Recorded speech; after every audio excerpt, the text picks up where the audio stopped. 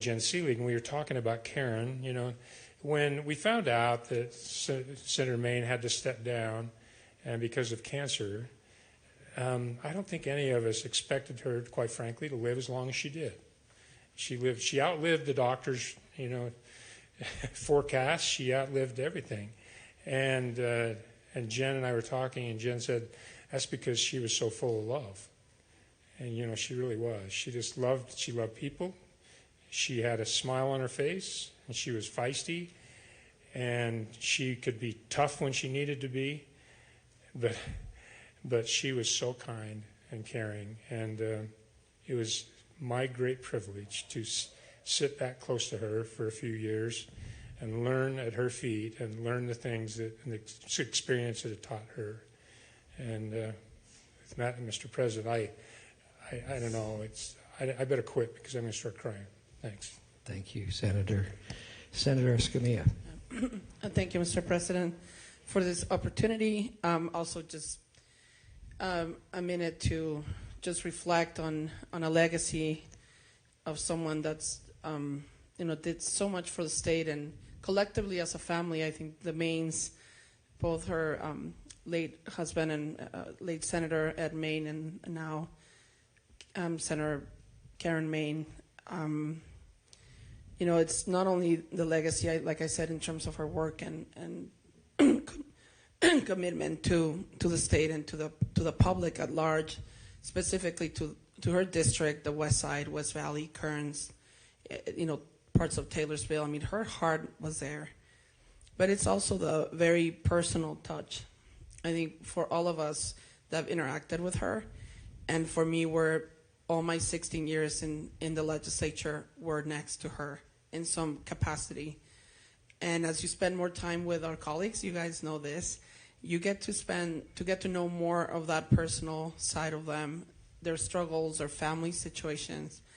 So Karen and I spend a lot of time together through ups and downs, and our lives are very different, experiences the same.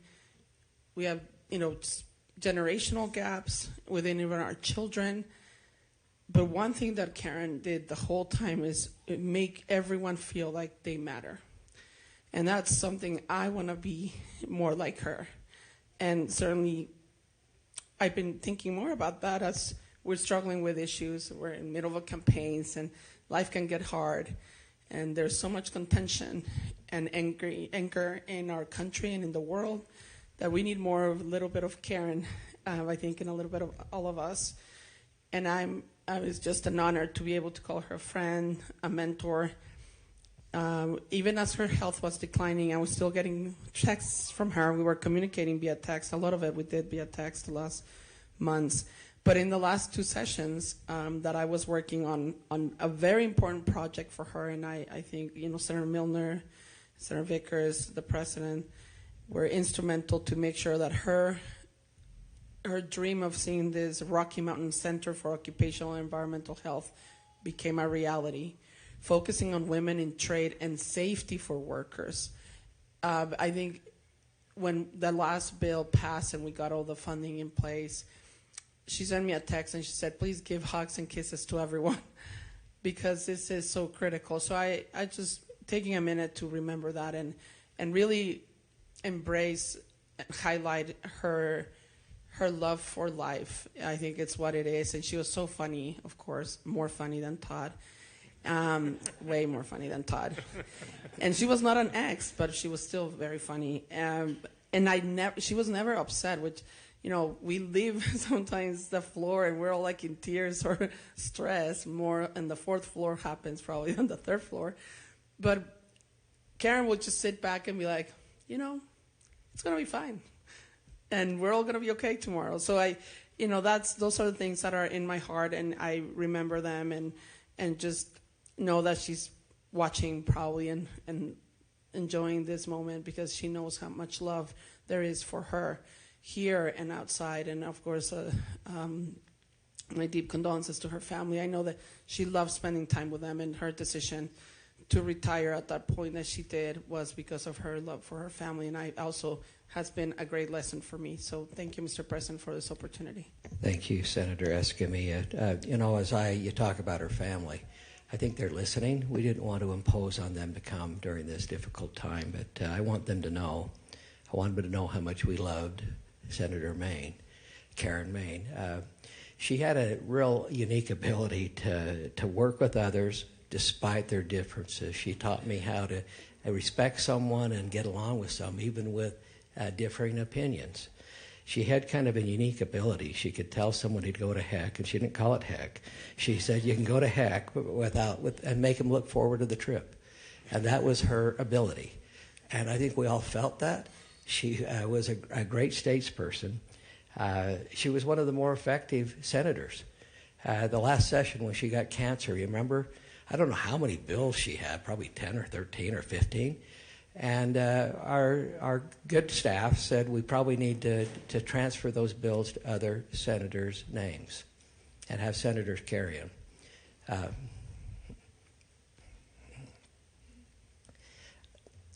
There wasn't a senator that wanted to take her name off a bill. And they ran the bills in her name. And many of those were run on the Republican side. And what a tribute to her commitment, again, her statesmanship. More than anything, she was a good friend. And I think that's probably more important than anything. I'm going to try to end here. As we mourn her loss, I want to say let's honor her memory by embracing the continual values she held dear. Love, service, and a steadfast commitment to make our state a better place for all. Please join me in a moment of silence. Go ahead and stand, recognizing former Senator Karen Maine.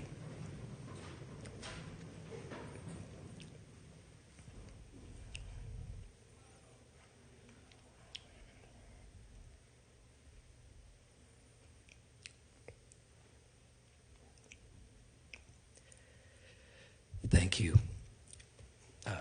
Thank you, Senator Vickers and Senator Escamilla. Now let's go do some work. We've got a communication from the governor, so let's go ahead to that communication. July 25th. Dear President Adams and members of the Senate, I am pleased to inform you that I have appointed Sean Howell as a judge of the 4th District Court, pursuant to Article 8, Section 8 of the Utah Constitution and Utah Code, Section 78A-10-101, et sec. Thank you for your timely consideration and confirmation of Ms. Howell. Signed, Spencer J. Cox, Governor. Thank you. I'm going to go to Senator Weiler.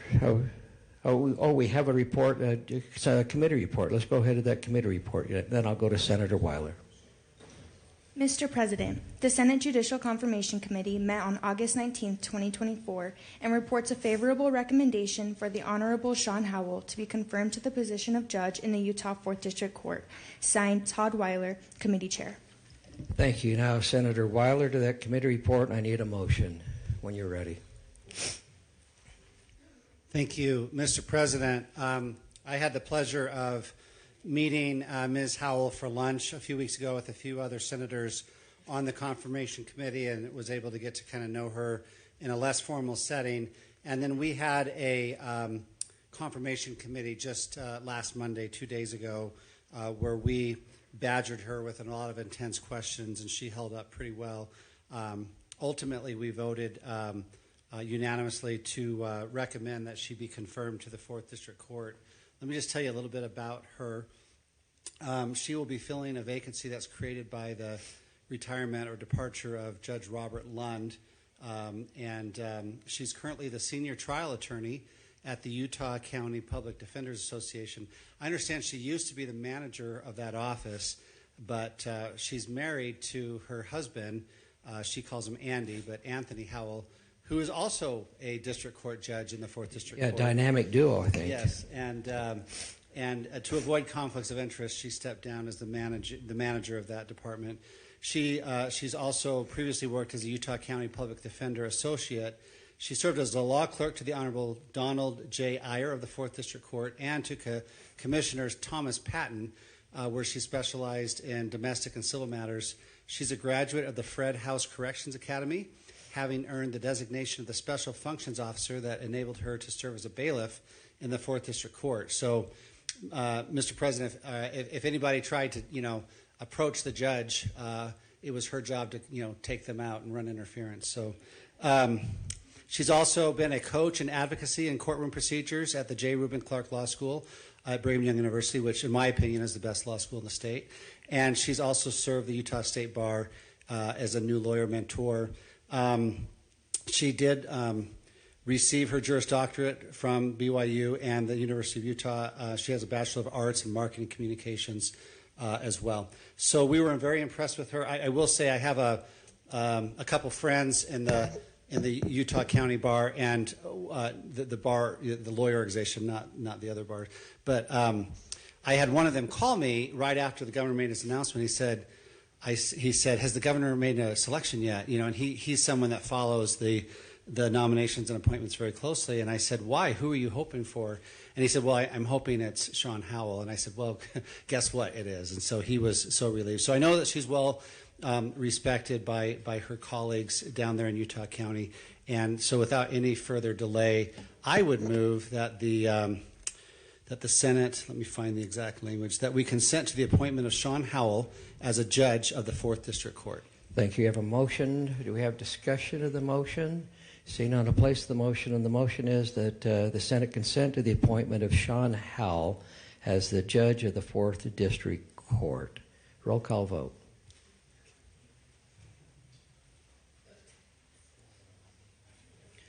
Senators Baldry, Bluen, Bramble,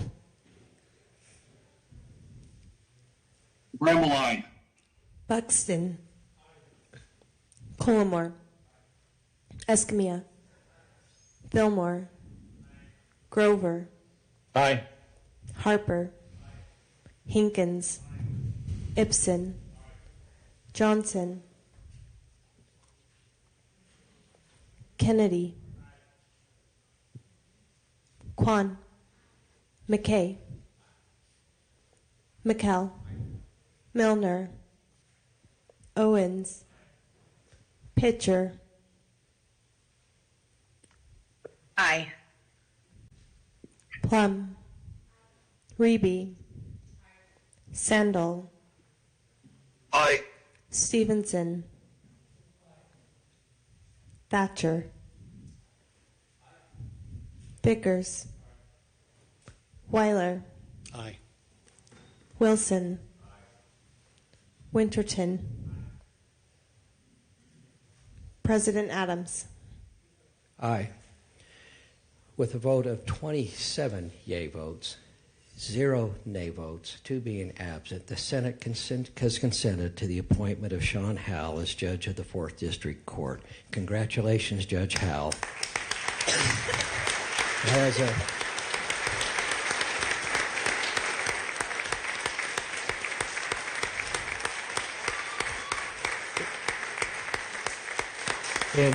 In your family, that has a familiar ring to it, but it has a good ring to it to us, Judge Howell. So, Senator Vickers, I need a motion, and Judge, if we could, we'll have you come over and address us. Senator Vickers for a motion. Thank you, Mr. President. I would move that the Senate resolve itself into a committee of the whole for the purpose of hearing from our newest judge, Judge Howell. Thank you. I have a motion to resolve to a committee of the whole. All in favor, say aye. Aye. Any opposed? Roll that motion passes. Judge Howell. I'm going to try not to cry in court as much as I feel tempted to today. I am deeply moved and grateful. Excuse me. Oh, conveniently, there's some Kleenexes. For this opportunity, I want to acknowledge Governor Cox and Lieutenant Governor Henderson. I'm so grateful for, this is the outcome I'd hoped for, but even in the interview process, I could sense their deep sincerity and concern about making a good decision. And I hope to take that same amount of thoughtfulness in the matters that are before me as I make decisions in my district. I'm, like I said, so very grateful. I'm grateful to my family, Andy, I'm grateful to be colleagues again. To Evan, my eldest, Emerson, Iger, and Edison, my 4 children, for their vote of confidence. I'm really grateful to so many loved ones, friends, and family who are in the gallery. I know some came at great cost, and I appreciate their efforts. And I especially wanted some young friends of mine to come, because I think it's important for them to see this, so they can see it, so they can be it, and to see all the branches of our government working together. Judge, let's have them stand and recognize those. I can see them on the west side here. Stand up. Let's welcome them to the Senate. What a great group. Thank you, yes. What a great experience for them. Thank you. So thank you to you all. I appreciate it so much. Thank you. Thank you. And again, congratulations, Judge Howell, one more time. Thank you. Senator Vickers. Motion to the Senate dissolve the committee of the whole. I think we have a motion to dissolve the committee of the whole. All in favor say aye. Aye. Any opposed? Well, that motion passes. We have more communications from the governor, so let's go ahead with the letter. July 25th. Dear President Adams and members of the Senate, I am pleased to inform you that I have appointed Judge Rita Cornish as a judge of the Business and Chancery Court pursuant to Article 8, Section 8 of the Utah Constitution and Utah Code Section 78A-10-101 et sec. Thank you for your timely consideration and confirmation of Judge Cornish. Signed, Spencer J. Cox, Governor. Thank you for that report, that letter. So let's go ahead now with the committee report. Mr. President, the Senate Judicial Confirmation Committee met on August 19, 2024, and reports a favorable recommendation for the Honorable Rita Cornish to be confirmed to the position of judge in the Business and Chancery Court. Signed, Todd Weiler, Committee Chair. Thank you, Senator Weiler. Thank you. Judge Cornish is seated to my left over here with her family. She might look familiar to some of you because she recently took the bench in the 2nd District Court in Farmington just 3.5 years ago in January of 2021, where she's been serving Davis, Morgan, and Weber counties. And she received a bachelor's degree and a PhD in chemistry from the University of Utah. She graduated from the S.J. Quinney College of Law with the highest honors, Order of the Coif, in 2006. And she served while in law school on the staff of the Utah Law Review and was an editor for the Journal of Law and Family Studies. Following her graduation from law school, she clerked for the Honorable Carolyn B. McHugh on the Utah Court of Appeals. Judge Cornish then joined Carolyn McHugh's former law firm of the Parr, Brown, Gee, and Lovelace in 2007, where she maintained a complex civil litigation practice, including ADR, trial, and appellate work, until her appointment to the bench. She focused on construction litigation and control disputes, breaches of fiduciary duties by officers, directors, or managers in a closely held business entities, which will serve her very well, assuming that she's confirmed today to be our very first Chancery Court judge. Prior to her appointment to the bench, she served as the president of the S.J. Quinney College of Law Young Alumni Association, a member of the law school's Law Board of Trustees, treasurer and secretary of the Salt Lake County Bar Association, a member of the Closer to Cure Foundation Board of Directors. She also received the Young Alumna Award of the Year award from the S.J. Quinney Law School in 2009. As a practicing attorney, Mr. President, I've had the honor to appear before Judge Cornish several times. One time it was on an eviction case, but we won't tell Senator Cullimore how that one turned out. But careful. We don't impugn in this body, so be careful. I have always been impressed with her preparation, her intelligence, her wisdom. And as I shared with some of you this morning, I had a pretty complicated family law case that went before her, and she issued like a 34-page decision that read like an appellate court decision. And I just want to tell you how uncommon that is on the bench, because they're just so busy and they're stretched pretty thin, and we don't fund a lot of clerks for them and other things like that. But I was so impressed with the thoughtfulness and the wisdom that she put into that decision, and I happened to be biased and believe that she got it exactly right because she ruled in favor of my client that time. But I think she is a perfect candidate for the Chancery Court, because all of her decisions as a Chancery Court judge. All of her orders will be published, which is unlike any other district court judge in the country. So she's making a lateral decision, but it's kind of moving laterally up, in my opinion.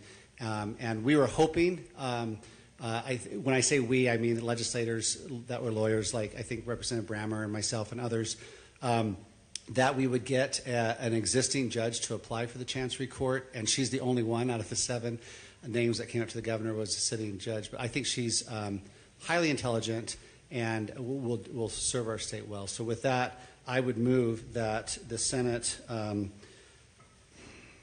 vote to consent to the appointment of Judge Rita Cornish as judge of the Business and Chancery Court.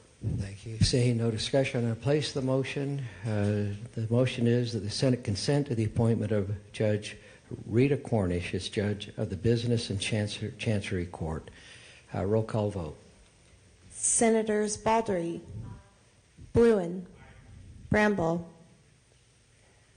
Aye. Buxton, Colmore, Escamilla, Fillmore, Grover, Aye. Harper, Hinkins, Ibsen, Johnson,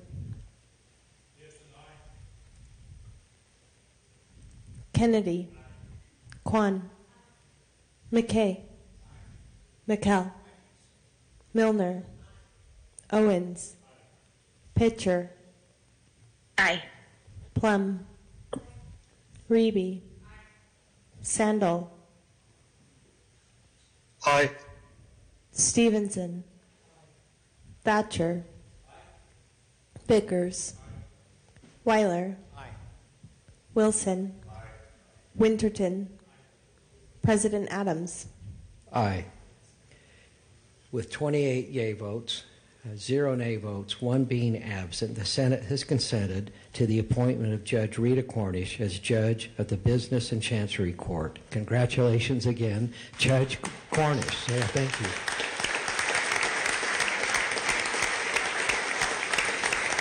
Senator Vickers for a motion. Thank you, Mr. President. Motion to the Senate resolve into a committee of the whole for the purpose of hearing from Judge Cornish. Thank you. The motion is to resolve to the committee of the whole. All in favor say aye. Aye. Any opposed? Well, that motion passes. Judge Cornish, that has a real familiar ring to it. So anyway. To some degree. I guess this is one of those differences between Judge Howell from a criminal background. They're fast on their feet. Judge Cornish from a civil background, not quite as fast on our feet, but better on the paper. So I've prepared remarks rather than to go off the cuff like Judge Howell did. I do want to thank you all for your confirming vote today. It is an honor to stand in this chamber and before this Senate.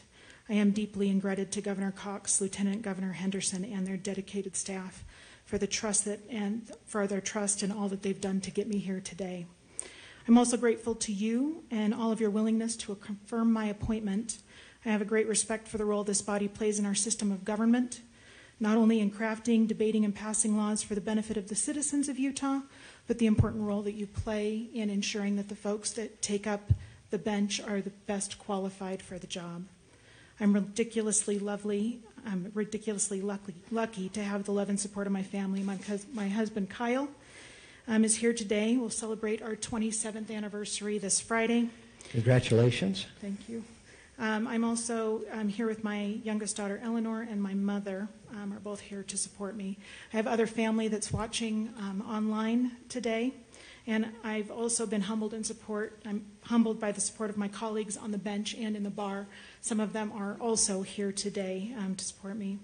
They've provided encouragement, advice. They've written letters of support. It's been a group effort to push me through this appointment, and I appreciate them more than you could imagine. I imagine many of you have engaged in serious reflection on this appointment because of the novelty of the appointment. To be the first judge of the Business and Chancery Court is no small thing. It's the first time. It's always the hardest probably for you, as it will be for me. I want to assure you that your trust and confidence is not misplaced. I understand that the success of this new court will rest largely in the skills and abilities of its first judges, and I endeavor to give you my all and to make it a success. Thank you. Thank you, and congratulations again.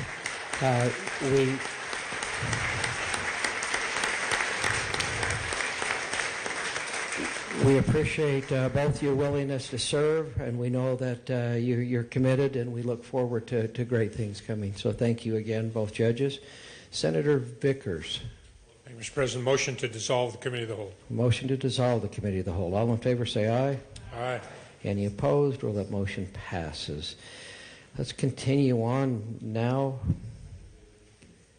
I think we have Senator Fillmore. Do you want to... I'm going to give you a moment. I think we have a few citations. I'm going to give you a moment to take care of those. Okay. Thank you. Mr. President, it's, I'm really honored to be presenting this citation today. You know, a little bit earlier, we marked the passing of one of our dear friends. With this citation, we are going to mark the saving of a life and honoring the teenagers who are responsible for that. On June 8th, 2024... Wait, why don't we wait? Let's get him on the floor here. So here we go. Here they are. They can raise their hands when I say their name. Okay, let's get them all in here first before you start. There we go. Thank you. Okay.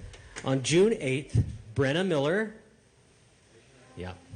Brandon Lockhart, James Brown, but not the James Brown, Zach Peterson, and Nathan Gillett, who, since this was June 8th, he's on a mission now, so he's not here. Those five demonstrated extraordinary heroism by saving a man who'd fallen into a campfire while on a brief trip up to Middle Canyon in Tooele County, and that gentleman is here as well. This Liana Espinoza and Joey, who's her husband, they were camping in Middle Canyon also. So they just on a graduation trip up Middle Canyon, just five best friends camping together, heard Liana Espinoza scream after Joey had suffered a seizure and fallen into an active fire pit. Upon running to and discovering this horrible scene, these five teenagers jumped into action. Zach, who had just received his EMT certification before graduating in May, began to perform emergency medical aid to Mr. Espinoza, while the others sought additional help and provided comfort. With no immediate help available, the teenagers carefully loaded Mr. Espinoza into their vehicle and rushed him to the nearest hospital, where he received the critical care for his recovery. Their swift and decisive actions are nothing short of admirable and played a crucial role in ensuring Mr. Espinoza's expected recovery. He's able to join us today. We honor their selfless bravery that these five young individuals exhibited. It exemplifies the very best of Utah's spirit and values. Their outstanding citizenship on that day has left an indelible mark on the lives of the Espinoza family and stands as an inspiring example to all Utahns. Therefore, let it be known, on this 21st day of August 2024, the Utah Legislature commends Brenna, Brandon, James, Zach, and Nathan for their courageous actions and expresses its deepest gratitude for the remarkable example they have set for our community. Wow, congratulations. What a great example. Thank you, Senator.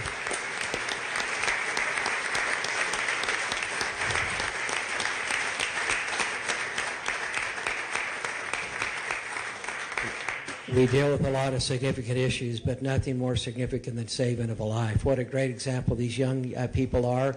Thank you for your heroism and your quick thinking and your capacity. It didn't come without some preparation. So, Senator Fillmore, further comments, if you like. I neglected to mention that these five are all graduates of Bingham High School. Bingham High, okay. The greatest high school. Yeah, a great high school. And I mentioned that Nathan, Elder Gillett, is on a mission.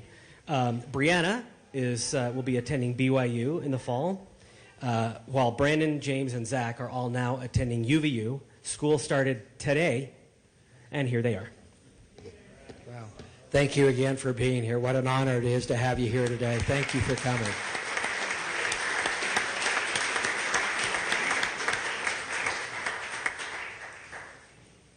We've got a little more work to do before our special session, so I think we have more communications from the governor. July 22nd, 2024. Dear President Adams and members of the Senate, in accordance with Utah Code Section 67-1-1 and Section 67-1-2, I propose and transmit the following appointments. To the Board of Aging and Adult Services, Jeff Mason is appointed to replace Martha Autry. Patricia Richards is appointed to replace Neil Anderton. To the Board of Economic Opportunity, Vic Hockett is appointed to replace Tanner Ainge. To the Bridgerland Technical College Board of Trustees, Kathy Christiansen is appointed to replace Roger Pulsifer. Richard Lamb is appointed to replace Eric Wamsley. Monica Holdaway is reappointed. Lisa Clausen is reappointed. Larry Williams is reappointed. Paul Nelson is reappointed. Jen Avery is appointed to replace Neil Perks. To the Office of Data Privacy, Chris Bramwell is appointed as the Chief Privacy Officer. To the Child Care Provider Licensing Committee, Alan Rice is appointed to replace Matthew Wallace. To the Great Salt Lake Advisory Council, Ben Nadolski is appointed to replace Gage Foyer. To the Health Data Committee, Javier Chavez Jr. is appointed to replace Stephen Nilman. To the Judicial Conduct Commission, Georgia Thompson is reappointed. To the State Charter School Board, Clint Biesinger is appointed to replace Michelle Smith. To the Uinta Basin Technical College Board of Trustees, Abby Silva is appointed to replace Annette Meyer. To the Utah Athletic Foundation Board of Directors, Byron Russell is appointed to replace Vicki Varela. Jeremy Andrus is appointed to replace Becky Kearns. To the Utah Conservation Commission, Bruce Christensen is appointed to replace Scott Maurer. Terry Spackman is reappointed. To the Water Development Coordinating Council, Zachary Renstrom is appointed. Thank you for your timely consideration and confirmation of the above appointments. Signed, Spencer J. Cox, Governor. Thank you very much. Do we have committee reports? Mr. President, the Senate Education Confirmation Committee held a meeting on August 15, 2024, and reports a favorable recommendation for the appointment of Clint Biesinger as a member with experience in finance or small business management for the State Charter School Board. Respectfully, Senator Fillmore, Committee Chair. President Adams, as its August 8, 2024 meeting, the Senate Government Operations Confirmation Committee voted to recommend that Utah Senate approve the appointment of Chris Bramwell as Chief Privacy Officer to the Office of Data Privacy. Sincerely, Senator Thatcher, Chair. Mr. President, the Senate Health and Human Services Confirmation Committee held a meeting on August 16, 2024, and reports a favorable recommendation for the appointment of Jeff Mason and Patricia Richards as members of the Board of Aging and Adult Services, and reports a favorable recommendation for the appointment of Alan Rice as a member of the Child Care Provider Licensing Committee, and reports a favorable recommendation for the appointment of Javier Chavez Jr. as a member of the Health Data Committee. Respectfully, Senator Kennedy, Committee Chair. Mr. President, the Senate Judiciary Confirmation Committee held a meeting on August 16, 2024, and reports a favorable recommendation for the reappointment of Georgia Thompson as a member for the Judicial Conduct Commission. Respectfully, Senator Kennedy, Committee Chair.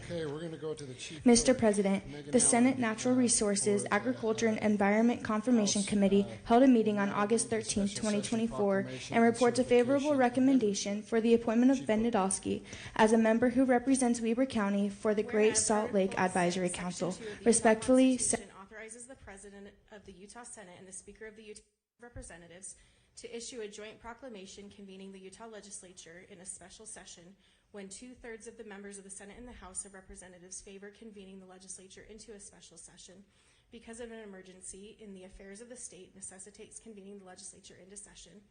And whereas a poll conducted by the President of the Utah Senate and the Speaker of the Utah House of Representatives determined that at least 2/3 of the members of the Utah Senate and at least 2/3 of the members of the Utah House of Representatives are in favor of convening the legislature into a special session because of the following emergencies in the affairs of the state. 1, the Utah Supreme Court's recent decision upending over 100 years of representative democracy in Utah without the voice of the people, leaving the state vulnerable to laws advanced by foreign interests through ballot propositions that citizens cannot amend through elected representatives. And 2, Justice Court backlogs resulting from an error in recent legislation. Now, therefore, we, J. Stewart Adams, President of the Utah Senate, and Mike Schultz, Speaker of the Utah House of Representatives, by authority vested in us by the Utah Constitution, do by this joint proclamation call the 65th Legislature of the State of Utah into a fourth special session. At the Utah State Capitol in Salt Lake City, Utah, on the 21st day of August, 2024, at 4:45 p.m. to consider legislation to 1. Propose a constitutional amendment to Utah voters that restores the traditional effect of citizen initiatives and referenda on Utah laws by ensuring that voters, their elected representatives, and local bodies retain the ability to amend or repeal legislation, and that protects the initiative and referendum process from foreign funding interference. 2. Increase the allowed number of days for referendum sponsors to gather signatures to place a voter referendum on the ballot, including postponing the effect of legislation that is potentially subject to a voter referendum. 3. Amend provisions related to the administration of the 2024 regular general election only to the extent necessary to accommodate placing the above proposal to amend the Utah Constitution on the ballot for voter consideration, adding or amending no other provisions related to the 2024 regular general session. And 4, amend provisions related to justice court jurisdiction to address an error in 2024 general session SB 180, court jurisdiction modifications. Signed, President J. Stewart Adams and Speaker Mike Schultz. Legislative Special Session Amendment to Proclamation. Whereas the undersigned issued a joint proclamation on August 19, 2024, convening the Utah Legislature in a special session beginning on the 21st day of August, 2024, and whereas the undersigned have since been informed of the need to modify the second item of legislation to be considered at the special session, now therefore, we, J. Stewart Adams, President of the Utah Senate, and Mike Schultz, Speaker of the Utah House of Representatives, do by this joint proclamation amend the second item of legislation in the proclamation dated August 19, 2024 to read as follows. 2. Increase the allowed number of days for referendum sponsors to gather the signatures to place a voter referendum on the ballot, including postponing the effect of legislation that is potentially subject to a voter referendum, and address the deference given to a law passed by initiative. Signed, J. Stewart Adams and Speaker Mike Schultz. Certificate of Election of the 2024 Fourth Special Session of the 65th Legislature of the Utah State House of Representatives. I, Deidre M. Henderson, Lieutenant Governor of the State of Utah, do hereby certify that the attached copy of the proclamation issued on the 19th day of August 2024 and signed by J. Stewart Adams, and correct copy of the original proclamation calling the 65th Legislature of the State of Utah into a fourth special session at the Capitol Complex at Salt Lake City, Utah on the 21st day of August 2024 at 4:45 p.m. for the purposes named in the proclamation. I further certify that the membership of the Utah State House of Representatives has not changed from that of the third special session of the 65th Legislature. In testimony whereof, I have hereunto set my hand and affixed the Great Seal of the State of Utah this 21st day of August, 2024 at Salt Lake City, Utah, signed Deidre M. Henderson, Lieutenant Governor.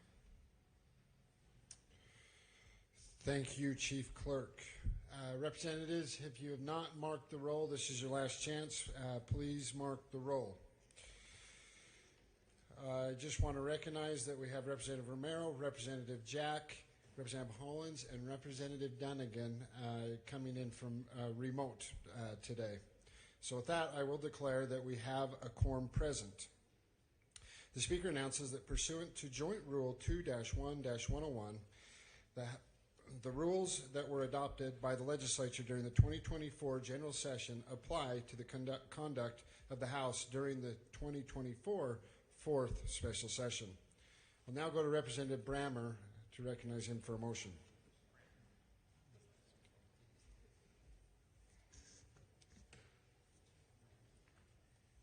Thank you.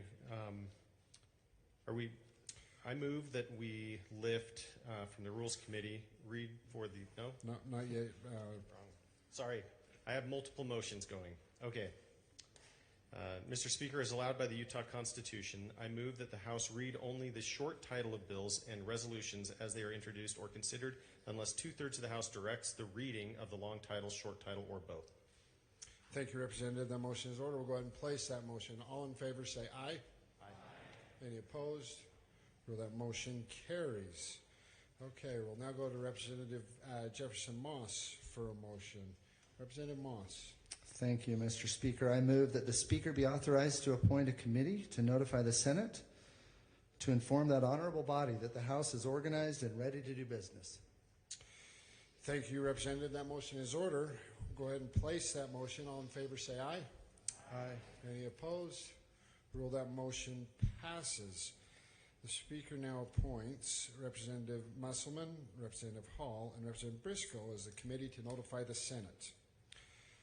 Go ahead and now to Representative Daley Provo for a motion. Representative Daley Provo. Thank you, Mr. Speaker. I move that the Speaker be authorized to appoint a committee to meet with a light committee from the Senate to wait upon the governor to inform him that the legislature is organized and ready to do business.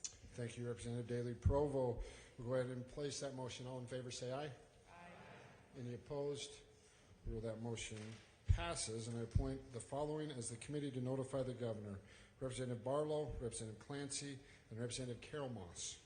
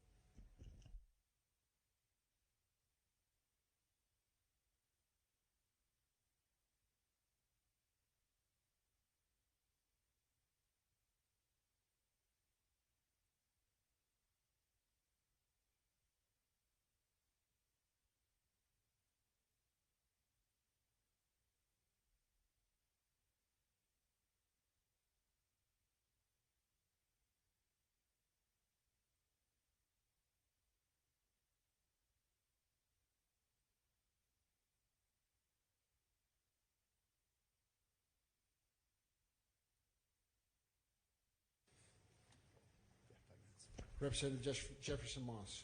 Thank you, Mr. Speaker. I'll make a motion to saunter until 6:05. 5:05. 5:05. Sorry, I need to read better. Maybe let's take till 6:05. I don't know. Take a little longer. No, 5:05. Thank you, Mr. Speaker. Oh, I'm going to ask you to withdraw that. I would like to withdraw my motion to saunter. Thank you, Representative Moss.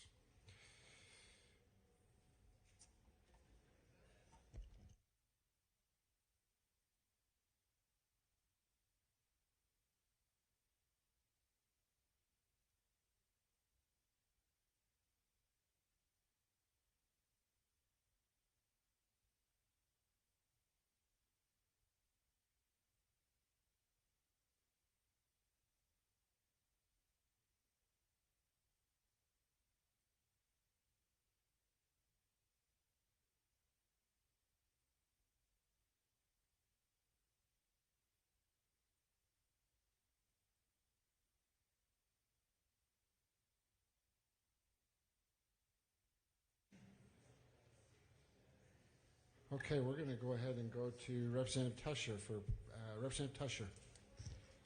Thank you, Mr. Speaker. I'd like to make personal privilege. Personal privilege. I'd like to make a motion as well. Okay, Mr. Speaker. Personal privilege granted, and make a motion. All right. Please. So, Mr. Speaker, I have an official citation here honoring Brenda Miller, Brandon Lockhart, James Brown, Zach Peterson, and Nathan Gillett. And my motion is that the Speaker be authorized to sign that on behalf of the House of Representatives. And I'd like to speak to the motion. Thank you, Representative. Go ahead and speak. Thank you, Mr. Speaker. Colleagues, we are really honored to have with us today these recent graduates from Bingham High School within my district. Like I said, we have Brianna Miller, Nathan Gillett, Zach Peterson, Brandon Lockhart, and James Brown. Now, this group set out on a camping trip recently to Middle Canyon, where they ended up saving a nearby camper who suffered a seizure that called him to fall into a fireplace. Now, without hesitation, this group rushed to the scene. They provided comfort and support to the family and carefully got them to the hospital. Zach was actually able to use what he learned in his EMT course through the JTEC program at the Jordan School District, and their quick actions and willingness to help in a critical situation truly made a difference in the Espinosa's lives and have truly shown us how awesome and brave our kids can be. This helping attitude is truly what Utah's all about, and we're actually honored to have both Joey Espinosa and Leanna Espinosa with us as well. Let me just tell you that this esteemed group here is just starting college. So Brianna will be going off to BYU. She's the smartest in the group. And then we have James, Brandon, and Zach all attending UVU. Today is actually their first day of school. And then Nathan will be serving a 2-year mission for the Church of Jesus Christ of Latter-day Saints. I'm very proud to be able to honor this group of heroes here in the House today. Please join me in recognizing them.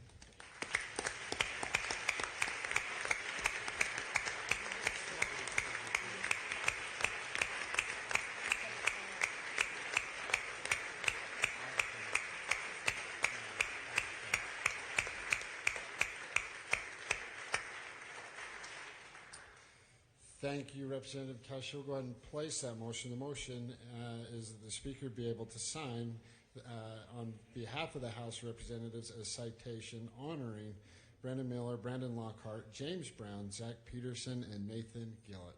All those in favor, please say aye. Aye. Any opposed? Go ahead and rule that motion passes. Thank you, ladies and gentlemen. Appreciate it. Thank you for being here with the House of Representatives today. One last round of applause.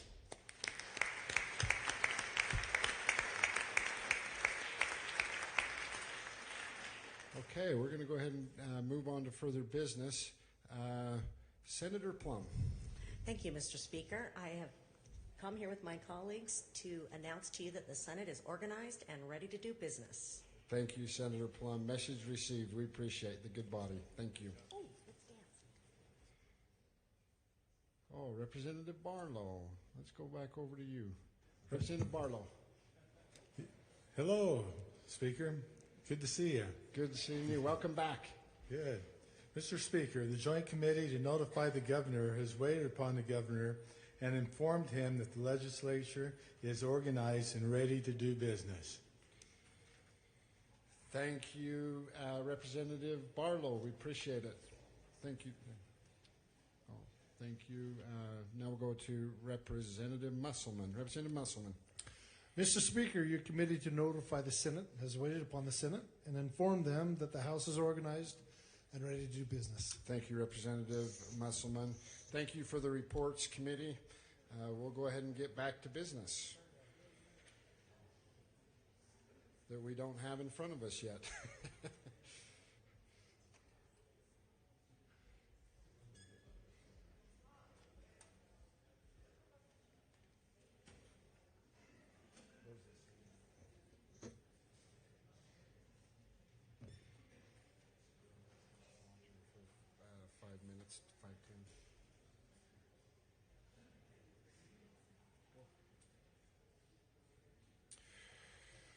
Representative Moss.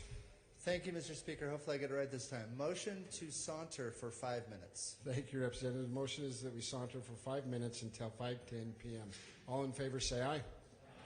Any opposed? Well, that motion passes, and we are in sauntering. Thank you.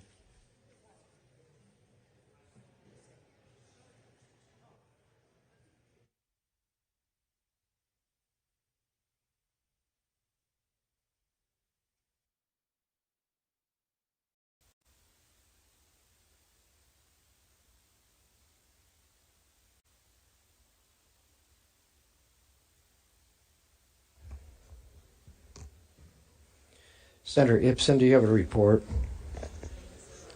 I do. We've reported to the Governor that we're organized and ready to do business. Thank you. Senator Hinkins, do you have a report? Thank you, Mr. President. The House has been notified that the Senate is organized and ready to do business. Thank you. Let's go ahead. Senator Buxton, need a motion to adopt rules. I move that the Senate adopt the same rules, joint rules, and interim rules adopted by the 2024 9th Extraordinary Session for the 4th Special Session of the 65th Legislature. I think we have a motion to adopt the rules. Do we have discussion of that motion? All in favor say aye. Aye. Any opposed? Motion passes unanimously. Senator Cullimore for a motion. Thank you, President. As allowed by the Utah Constitution and the joint rules of the legislature, and as typically done in these special sessions, I move that the Senate continue its practice of reading only the short title of bills and resolutions as they are introduced or considered on a Senate calendar, and not read the long title of the bills and resolutions unless a majority of the Senate directs the reading of the long title, short title, or both of any Senate or House bill or resolution.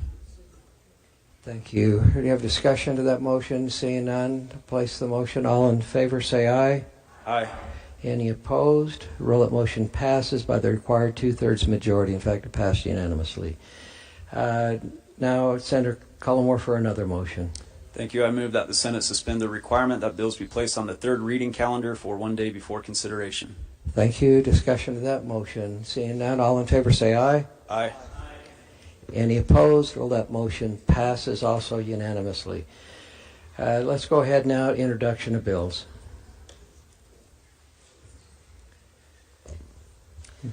Madam Reading Clerk, introduction of bills. SB 4001, Justice Court Jurisdiction, Senator Plum. SJR 401, Proposal to amend Utah Constitution, Voter Legislative Power, Senator Cullimore. Senate Bill 4002, Ballot Proposition Amendments, Senator Vickers. Senate Bill 4003, Statewide Referendum Amendments, Senator Cullimore. Thank you. Those bills will be placed at the bottom of the third reading calendar or second reading calendar in the order read. Let's wait for them to be placed on the second reading calendar. Looks like they are. So I'm going to call the first bill, Senate Bill 4001. Senate Bill 4001, Justice Court Jurisdiction, Senator Plum.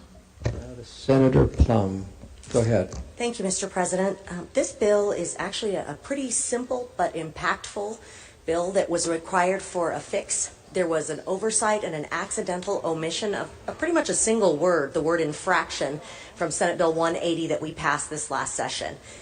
Pretty close to after the bill went into effect in May of this year, we heard from the courts, we heard from some of our folks in enforcement, and we heard from some of the folks impacted. And what was happening was, with that omission of the word, 16 and 17-year-olds were being directed toward juvenile court, which was a huge bolus of folks into the courts, which was an increased workload for our law enforcement, and probably not the outcomes that we had intended. Actually was not the outcome that we intended. So LRGC was right on top of it, had a fix prepared, and had the bill as amended prepared, and we were waiting, kind of lying in wait, I suppose, for there to be an opportunity for this fix. I think that the effect and the positive impact it will have on our courts, on our enforcement people, and on our juvenile community members is really quite important. Thank you for the presentation. Do we have questions or discussion of the bill? Senator Ibsen. Thank you, Mr. President.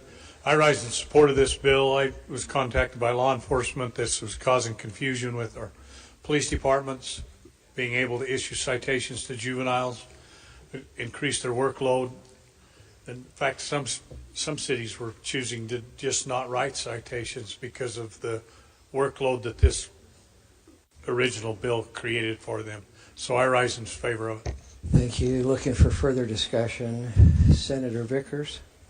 Thank you, Mr. President. I also rise in favor. I appreciate the Senator running the original bill and then running this modification. And I appreciate the opportunity we have to amend this and move forward and being able to govern and make modifications to the bill.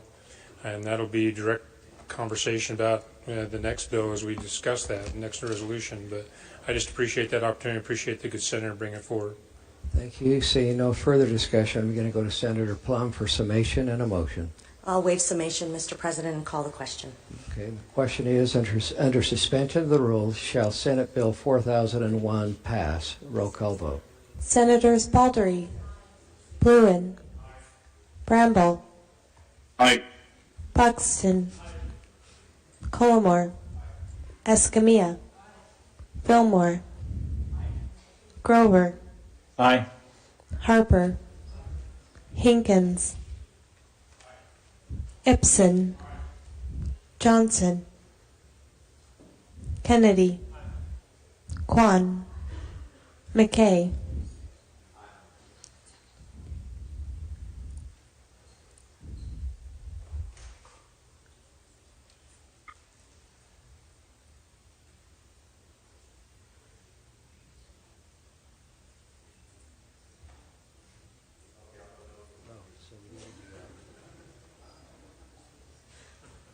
Okay, we've got a point of order here, so I'm going to interrupt just to make sure that we do things. We suspended all the rules, but we forgot to suspend the constitutional 3 reading requirement. So Senator Plum, I'm going to interrupt the vote, come back to you, get you to replace, first, a motion to suspend the constitutional 3 reading requirement as permitted by the Constitution. Go ahead. Thank you. And I want you to do that for the rest of the day, just not on your bill. Okay, thank you, Mr. President. May I ask that we suspend the constitutional 3 reading requirement for this bill? And for the rest of the day. And for the rest of the day. Thank you for the rest of the session. And for the rest of the session today. We have a discussion on that motion. All in favor say aye. Aye. Any opposed? Now I'm going to get you to place, make that motion one more time, and let's go ahead back into the vote. Under suspension of the rules.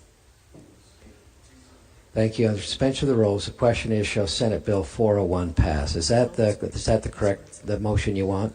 I'm going to go ahead and take that motion and place the motion. I'm learning the words, and that was a new one for me, so thank you. Thank you. And so let's go ahead with roll call vote now. Make sure we've got it in place and we've suspended the rules we need to pass this bill. Thank you, Mr. President. Senators Baldry, Bluen, Bramble, Buxton, Colmore, Escamilla, Fillmore, Grover, Grover, aye.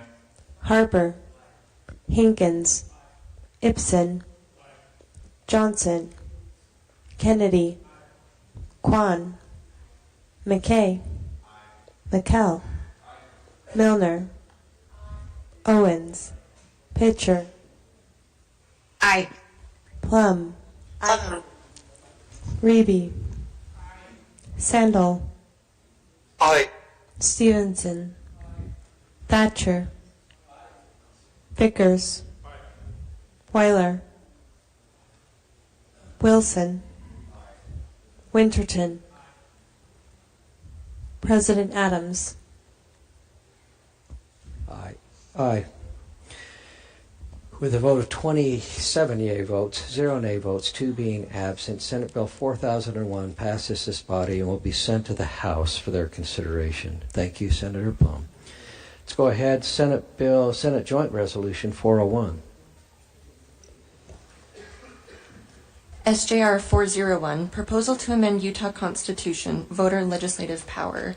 Senator Cullimore. Senator Cullimore. Thank you, President. I have an amendment number 4 that is online.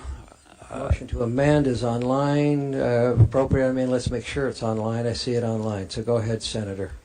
It does 2 things. It strikes one word that was maybe unnecessary in Article 1 of the Constitution, and then in the various iterations of the drafting, 2 subsections got flipped, and so it's just striking one and putting in the appropriate subsection on the other part. Thank you. We have a motion to amend. Do we have discussion of that motion? Seeing none, I'm going to place the amendment, Amendment 1, in Senator Cullimore's name. All in favor say aye. Aye. Any opposed? Rule the motion passes. The bill is amended. Now discussion of the bill, Senator, or presentation of the bill. Thank you, President. So the reason we're addressing this resolution today is because of a recent Utah Supreme Court opinion that was issued on an interlocutory appeal related to Proposition 4 of the redistricting legislation. So at the risk of being a little bit redundant, I just did this presentation at the committee, but it's going to be very similar.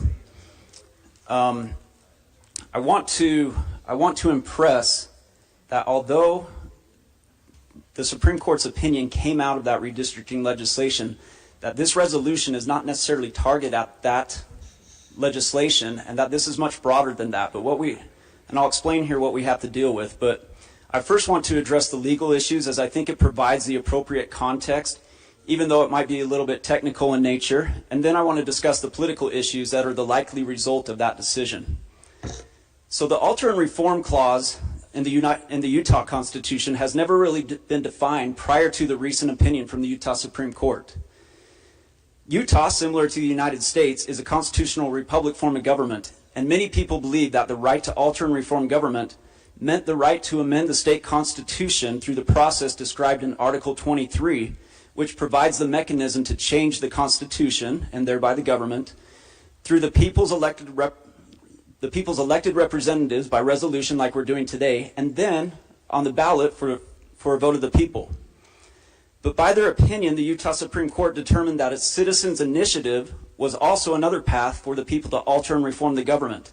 And that path is found in Article 6 of the Utah Constitution. That path addresses legislative power within our government and explicitly states that the legislative power shall be equally vested in the legislature and the people through the initiative process. I can appreciate how the Supreme Court came to the conclusion that Article 6 initiatives are a path for the people to alter and reform the government. But when the Supreme Court, though, when they combined the Article 1 right to alter and amend government through the Article 6 initiative path, they then determined that the Article 1 right could not be infringed by legislation. This essentially creates a new class of laws, super laws if you will, which have never before been contemplated in this state. Historically, the dual legislative path in Article 6 has been treated equally. The practical reasons why we should not have super laws are many, but some of the most glaring reasons are: one, we know that law is a living, breathing thing. We see this every year in the general legislative session, and we regularly amend statute. How many times have you introduced a bill that in the next session and the session after that we have to amend those statutes? And we amend statutes for a variety of reasons. It could be for unintended consequences. It could be to better align with existing code. It could be to address the sensibilities and understandings of particular issues that change over time. That's one of the glaring problems. The second is that we have a constitutional mandate to balance the budget, and any bills that have a fiscal impact on the budget have to be considered differently. We put fiscal notes on those, and we consider them later in the session because we have to meet those additional constitutional requirements to balance our budget. So I appreciate the countervailing legal arguments about the implications of the Supreme Court's opinion. It can be argued that this quote-unquote super law status is only applicable to initiatives that purport to alter and reform the government. It can also be argued that there is still a path for the legislature to address problems of unalterable super laws, so long as the revisions meet a strict scrutiny standard. I would contend, though, that nowhere in law or case law do we have a definition of what it means to, quote-unquote, alter and reform government. And if I'm somebody that's pushing an initiative, and I have an attorney that's worth their salt at all, you can make a very compelling case in good faith that whatever that initiative is going to alter and reform government. Therefore, it can be reasonably deduced that any initiative that is modified by any way by the legislature, for whatever reason, could be subject to litigation and ultimately the judgments of the courts as to whether it sufficiently alters and reforms government. So at a minimum, we have ambiguities that we have to ask the courts to essentially legislate what that standard is. Additionally, the discretion of what meets a strict scrutiny standard is ripe for litigation as well. And if any initiative is revised for whatever reason, it again will be subject to judicial determination. Finally, a final problem is we also don't have any law or case law to advise on how long these super laws are untouchable. And that needs to simply be addressed. This resolution attempts to provide answers to those lingering questions. However, and importantly, it is not an unelected judiciary answering those questions. It's not even us. It's not even the legislature looking to answer those questions. It is the people that will have the ability to alter and reform their government through a constitutional question as contemplated in Article 23. That is the point of this special session. And putting this constitutional question on the ballot this year is to let the people decide what their Constitution says. Now, Yeah, we'll have no, even though I know you're favorable or not, that's just, we're going to have order in the chamber, so thank you very much. Now, the practical implications from the Supreme Court's opinion are the potential for these super laws. And this potential is not just fear-mongering from some. This perception is shared by many from all political spectrums. We've heard from many groups, including the business community, that are concerned about what this elevated initiative process could mean for our state. And I want to suggest that this is not even a partisan issue. It's just as likely that conservative initiatives are more likely to pass in Utah than potentially liberal ones. And so this cuts both ways. If somebody wants to propose an initiative to get rid of the income tax, for example, I'll be the first to sign. So it needs to be considered that this is not a partisan issue. I'm aware of lobbyists and PR firms that have been contacted by numerous groups from outside of Utah that are now motivated to run and significantly fund initiatives within Utah. As a little history about initiatives, it's only a minority of states in the U.S. that even have a citizens initiative process. Of those states that do, only 2 essentially disallow legislative changes to passed initiative: Arizona and, of course, California. California has on average 10 to 15 initiatives on their ballot every election cycle. These initiatives can create conflicts with existing state law. These initiatives involve complex legal issues which can be challenging for voters. As we all know, the time it takes to get sufficiently educated on any given bill can be significant. We know this. We have the benefit of doing this regularly each general session and hearing from stakeholders on all sides of any given issue. That is very hard to do to each person in the state, which is why we have a representative form of government. But these initiatives are also usually heavily influenced by special interest groups with resources to promote their preferred outcomes through extensive advertising. These are not the citizens' initiatives that were contemplated around the turn of the century when this process was put into our state constitution.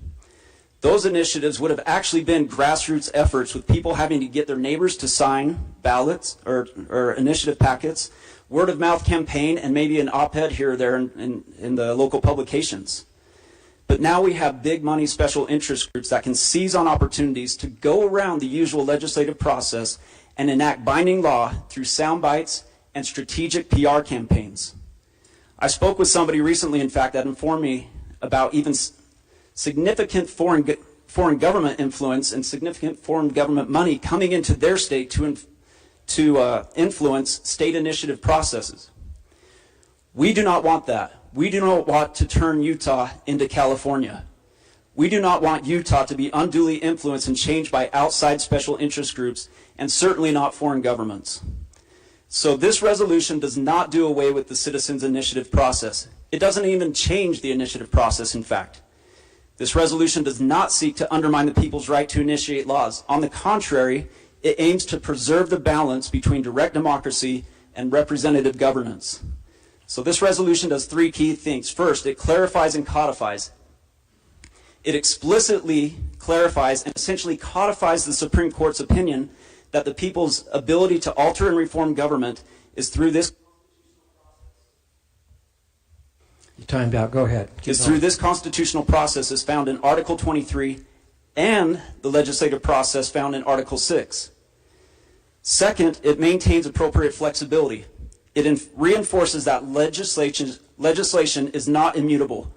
Laws must remain adaptable to avoid unintended consequences, align with existing statute, and meet the evolving needs of our state, especially when it comes to our constitutional mandate to balance the budget.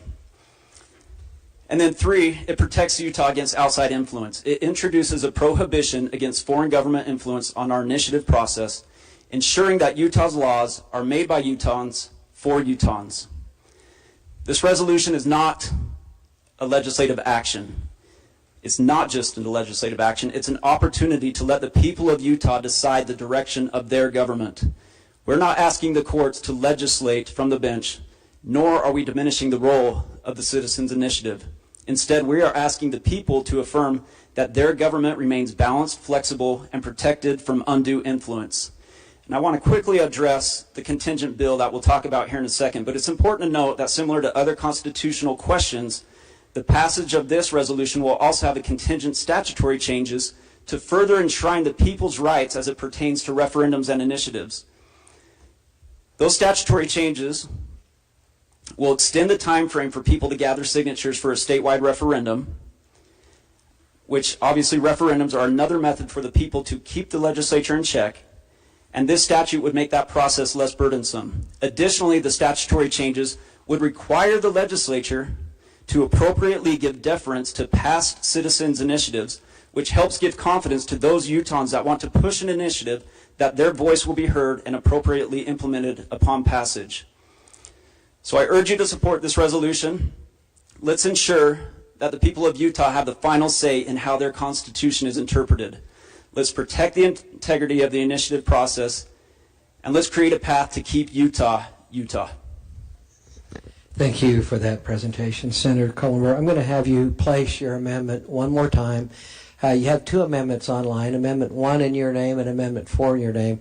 I think I called Amendment 1, so I want to make sure we have Amendment 4 that passed. So go ahead and place that amendment one more time. Yeah, this will be Amendment 4. I'd make the motion that we amend this per Amendment 4. Thank you. The question is, we have a motion to amend. I think we had that explanation of the amendment before. Discussion of the amendment, Senator Escamilla.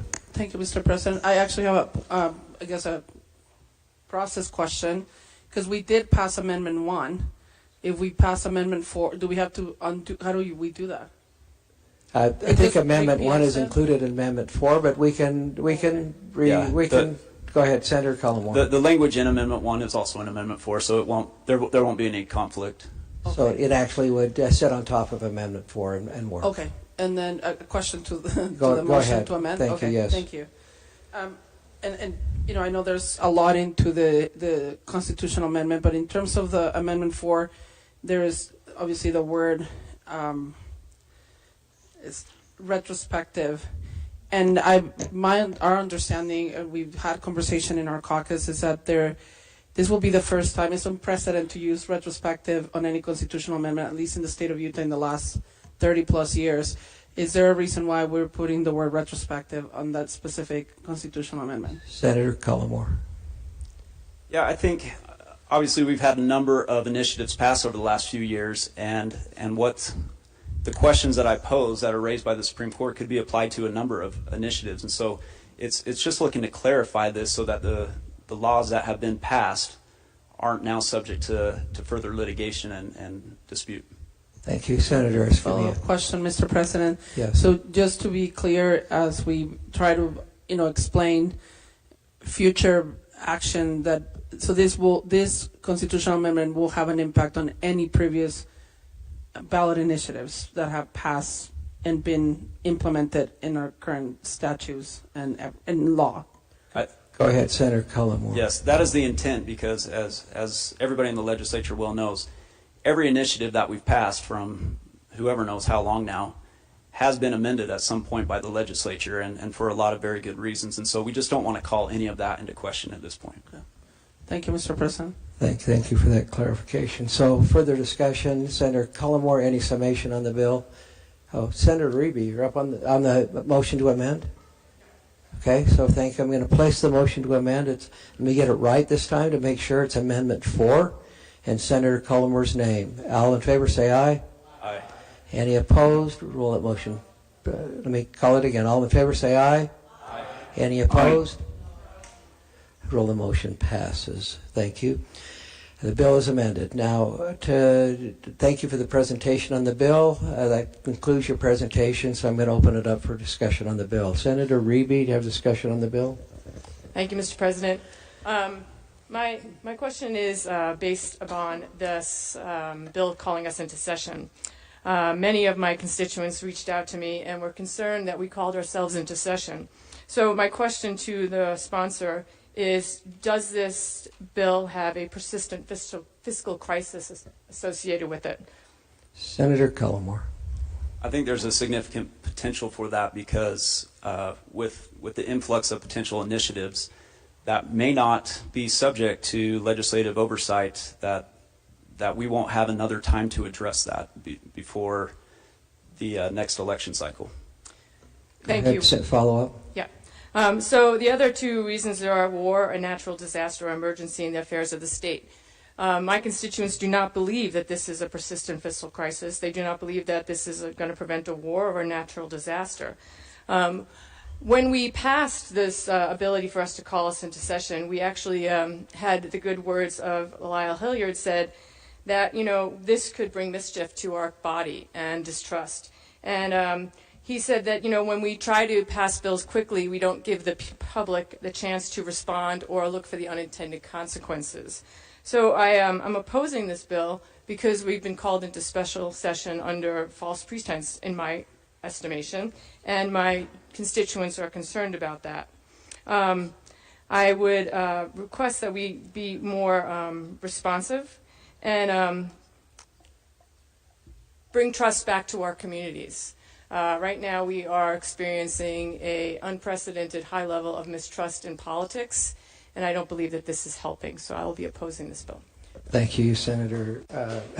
Order, please. We're not going to have outbursts in the chamber, so I'll clear the gallery. So please, we want order in the chamber. That's not appropriate, so thank you very much on either side of the issue.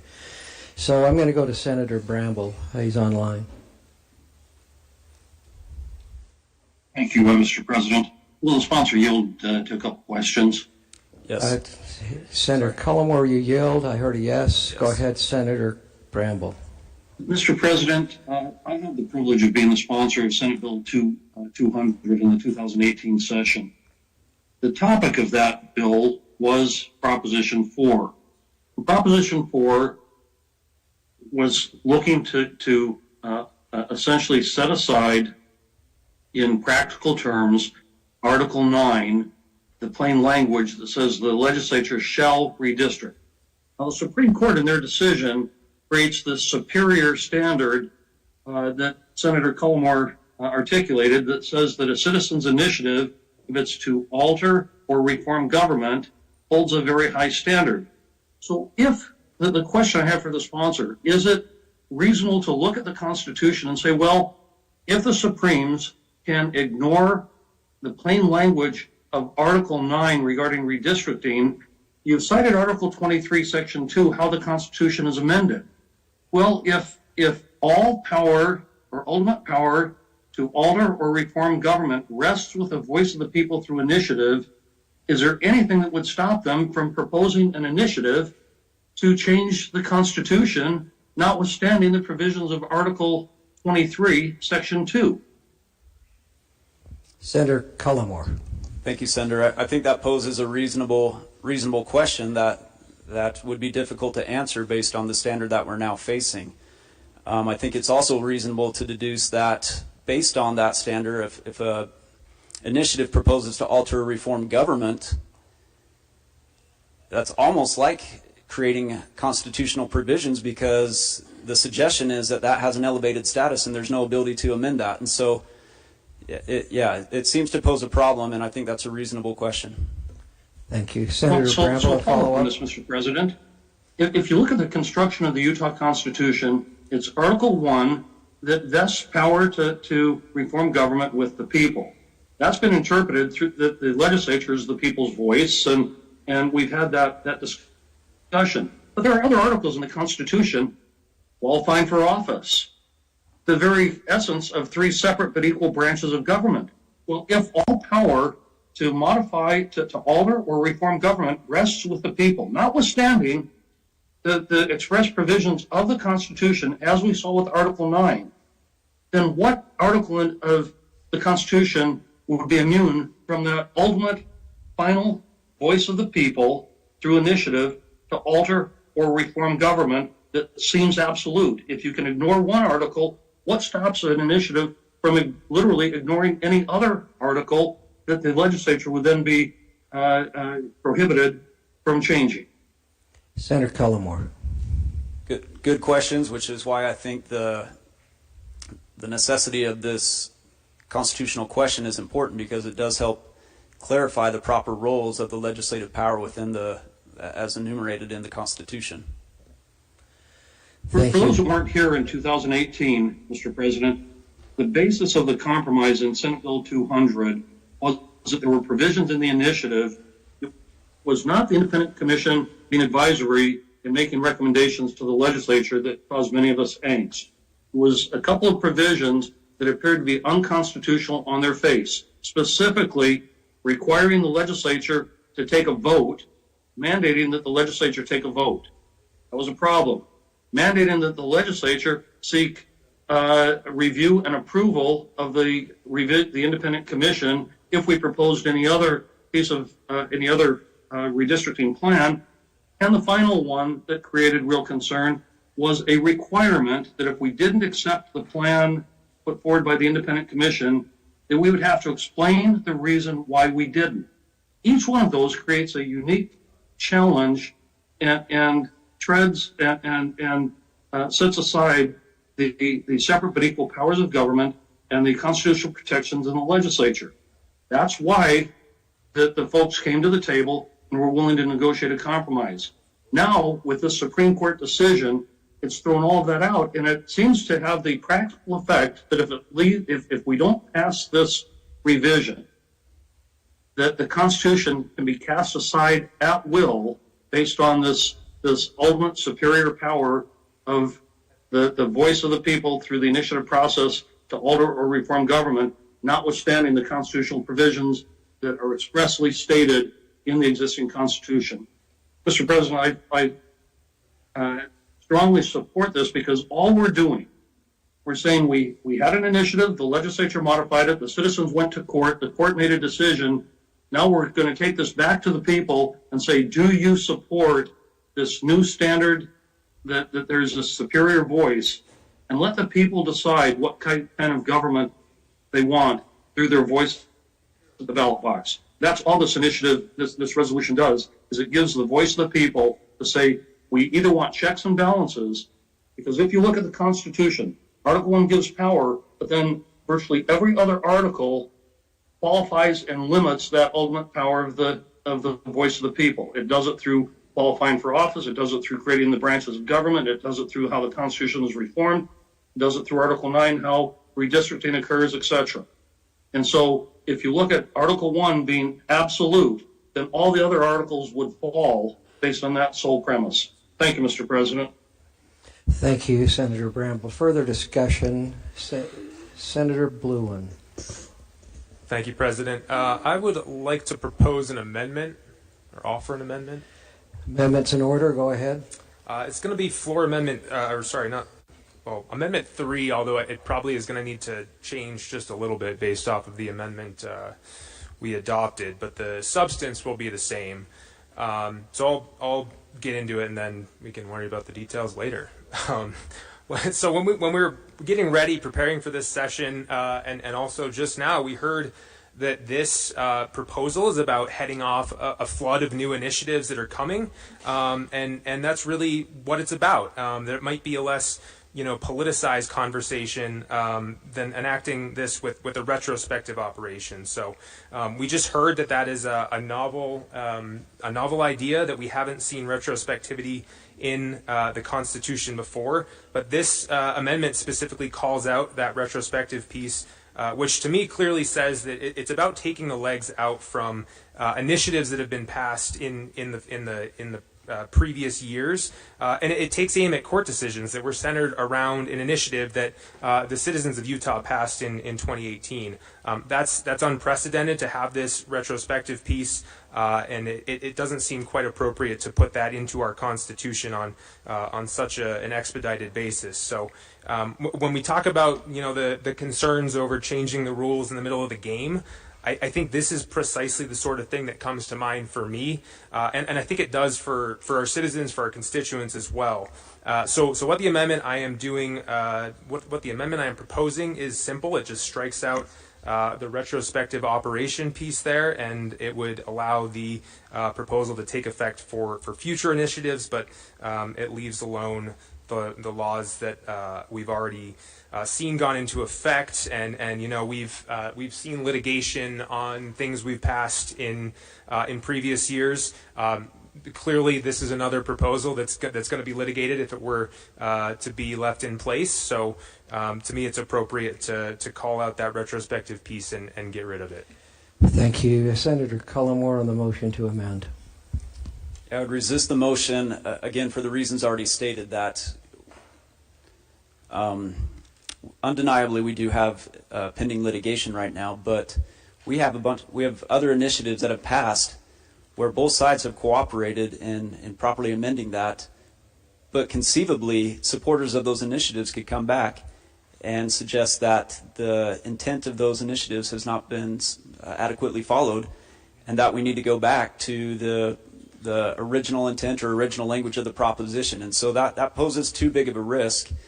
And so I would throw the question back, and one, I would resist this, but I would also ask, is this the only hang-up of the bill to win over the support? Senator Bluen. It's not the only hang-up, but I think it would earn my support if it were to pass. Thank you. Thank you. Further discussion to the motion to amend? If I might. Yeah, when you get done, you'll have a chance to sum. So, I'd actually like to propose a second amendment, if I might. Well, we'll just finish with one, and we'll do the second one later, okay? We'll do it in order. Thank you. Further discussion on the motion to amend. It's Amendment 3 in Senator Bluin's name. Senator Bluin, I'm going to let you sum now. Sorry, I lost my place in the process there. Oh, Senator, hold on. Before I go back to you for summation, it's a little hard with people online, so I'm going to go to Senator Sandel for a comment. Thank you, Mr. President. Will the sponsor of the amendment yield to a question? Senator Bluin, will you yield? I think you agreed to. Go ahead. Go ahead, Senator Sandel. Thank you. Mr. President, my question is, if this amendment were to pass, would that then enshrine something as Medicaid expansion as being untouchable by the legislature? Is that the proposal? Senator Bluin. Trying to think through that procedurally there. I think let's see. It probably would make it difficult to challenge. I don't know the specific legal backing there, but I think we need to look at this on a going forward basis and allow legal processes that have already been set in motion to play out. And if the legislature wants to engage in subsequent litigation over these things, which we have done on plenty of other issues, we could go ahead and do that. Senator Sandel, follow up. Thank you. No additional follow-up, Mr. President, but I would suggest that in that particular case, the needs of a lot of people in the state of Utah would have been usurped by the need for the Medicaid expansion, would have overwhelmed our budget, quite honestly. And if you take a look at that and if the legislature didn't have any ability to change any of that, there would have been a lot of social services that would have been cut. Other social services and things that people need would have been trumped. And I think that probably is not what we want to do. So thank you for the answer. Thank you. I'm going to take further discussion on the motion to amend. And I'm going to go to Senator Bramble, and I'm going to go to Senator Cullimore. Thank you, Mr. President. Mr. President, if the sponsor has yielded to a question, I'd like to follow up on Senator Sanders. Yes, we're having a little trouble. We're having a little trouble hearing you, so go ahead and speak clearly into your mic. Go ahead. Go ahead. Is that better? That's better, yes. Okay. So in the last several decades, there have been numerous initiatives that have passed. My question for Senator Bluin, he clearly admitted that, yes, that would be very difficult to challenge the Medicaid expansion initiative.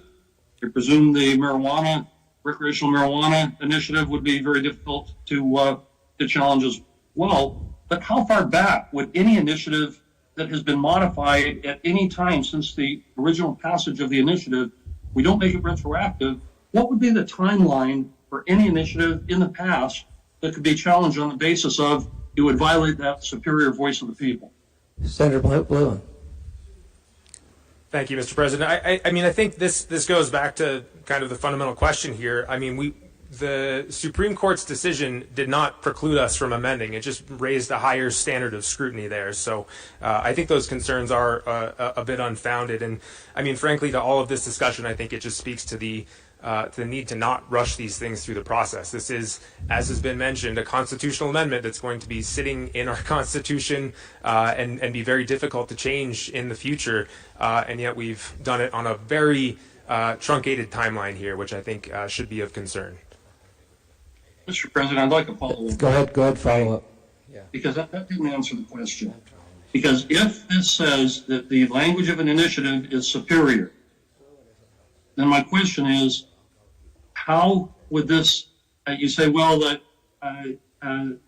it may or may not, it would appear that because this decision did not mention Article 9, it dealt with the initiative process period, and it created this superior voice of the people, that would seem that any initiative passed at any time in the past that has had any revision by this legislature would be categorically rejected back to the original language of the initiative, if that in fact is the voice of the people. I oppose this on its face. I think this is certainly an untenable proposition. Thank you, Senator Bramble. I'm going to go to Senator Hinkins.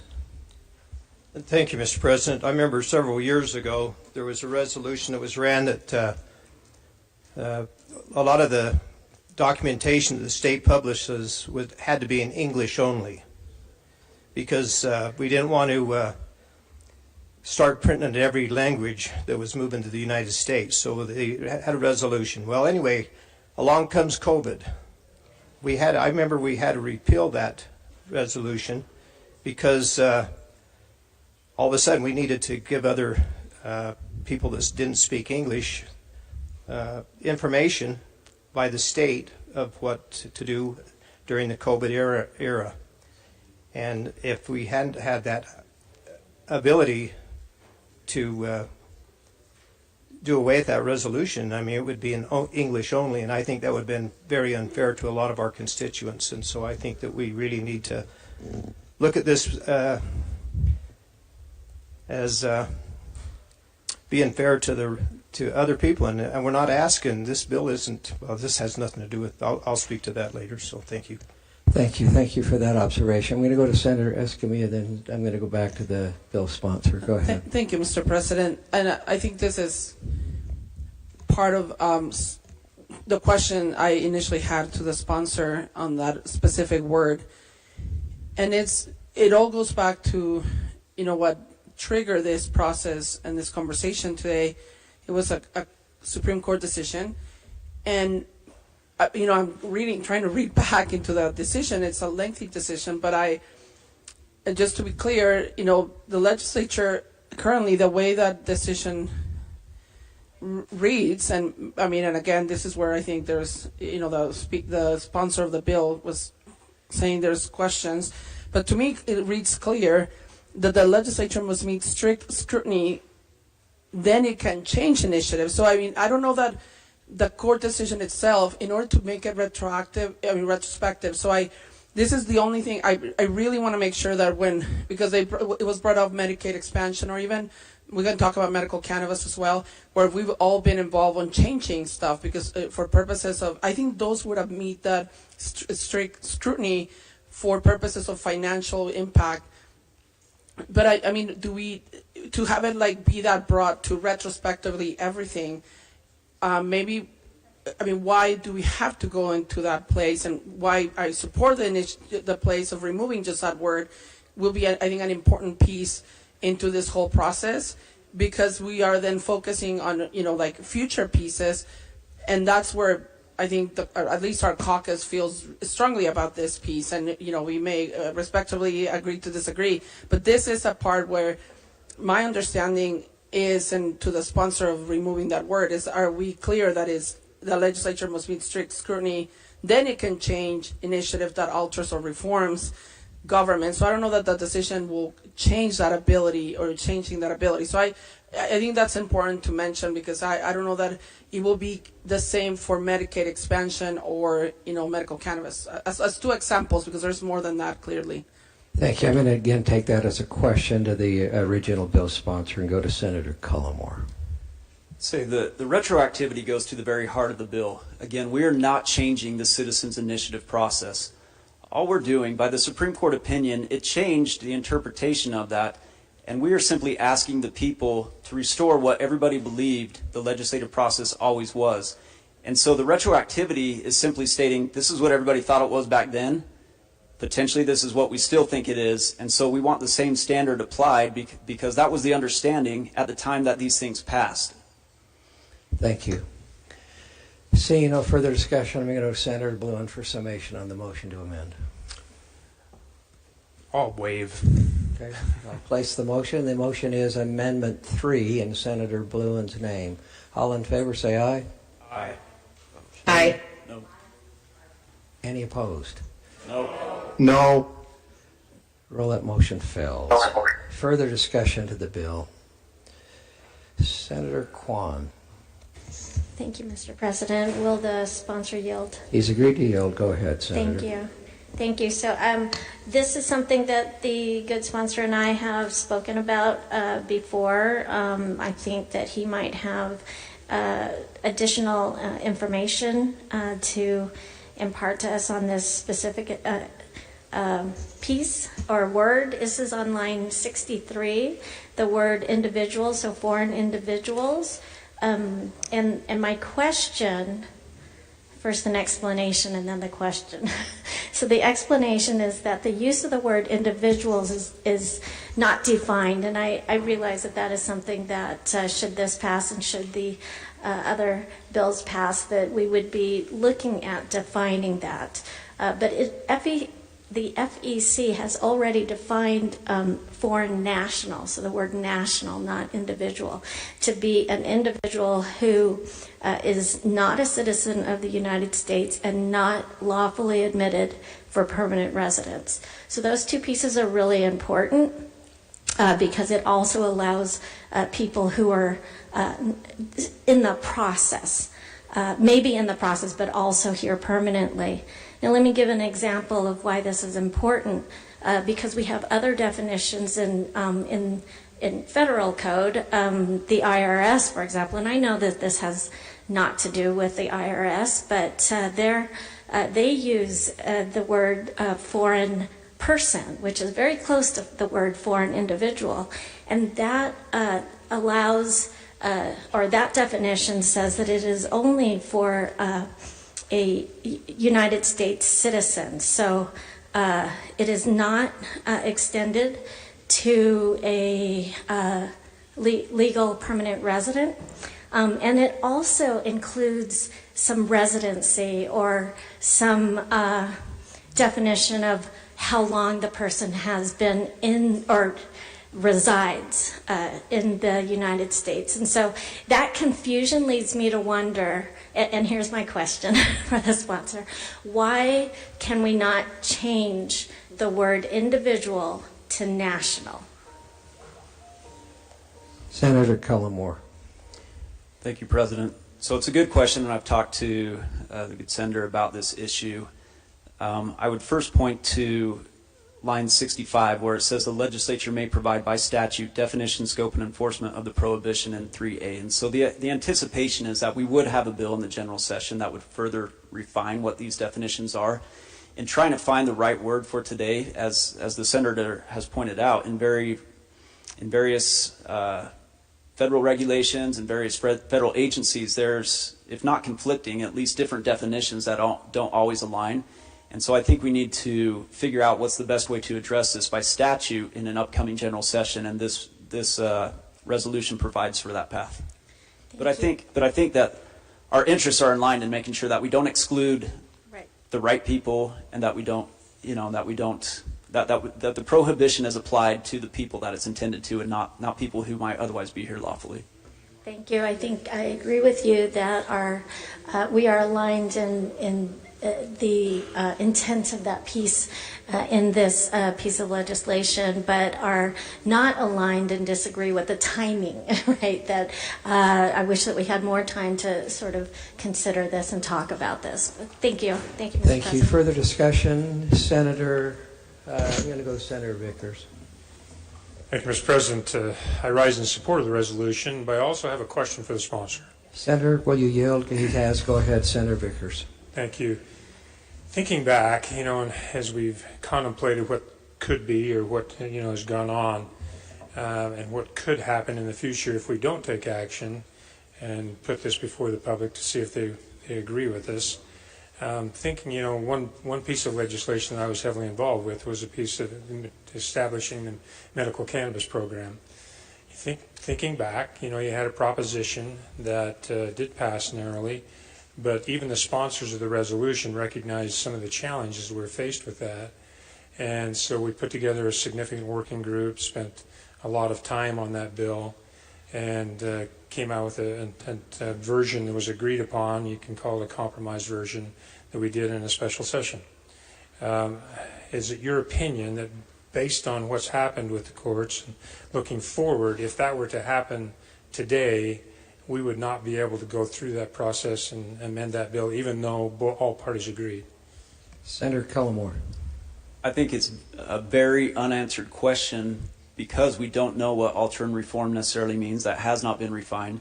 Because we don't know how the strict scrutiny standard would be applied to these types of things. And so it puts those efforts, those corrective efforts that have been done by legislation into question, and would put that into question for every initiative going forward, unless and until we get further direction from the Supreme Court. And under the principles of separation of powers, that's not the way we should be doing this. Legislatures and the people should be defining what these things mean through our own legislation or through the Constitution, which is what we're asking the people to do at this time. Senator Vickers. Yeah, and if I could follow up, not necessarily the question, but kind of an observation. So when we entered into that process in amending the initiative that came out, we were in a situation where there was no question that we could go forward and we could do that. Colorado, previous to that, had an initiative go through on medical cannabis. They did not have that option. And in talking, as we were drafting that bill and looking at alternative ways to do medical cannabis in the state of Utah, I spoke with their regulators in Colorado, and they explained to me the difficulties they had faced because of their hands being tied and their limitations. They literally, the only thing they could do is do some rules, but they literally could not do legislation. So thinking back, I'm really glad that we had the opportunity to be able to amend that. And since then, it's been a bipartisan approach in amending that legislation every session, even some special sessions in moving forward. It's just one of those gifts that keep on giving. And so we have to keep, running legislation.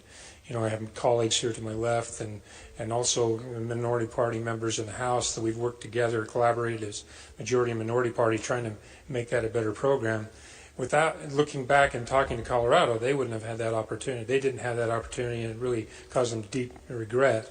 Of course, since then, they passed an initiative that is recreational. But I think that's a really good example of how we positively want to use is to make sure that we can govern. That as legislators we can govern, that we can modify, we can alter, we can reform, and make better a piece of proposed legislation. And so that's why I rise in support of it. I want to keep that ability to be able to work together in a bipartisan way and with all stakeholders and going forward when we're faced with the choice on a piece of legislation, whether we can amend or move forward with it, make it better. Thanks. Well, thank you. That's very interesting that we changed government and wondering whether strict scrutiny on that bill every session, the initiative ever since that initiative's been passed. That's pretty amazing. I'm going to go to Senator Reeby was next up, then I'll go to Senator Plum. Thank you, Mr. President. I'm sorry for the second bite of the apple, but many questions are coming to me. And when I first read this resolution, I realized that this was a state bill, that we were dealing with a state issue, but it's come to my attention that on line 70, this is now going to impact counties, cities, towns, or school boards.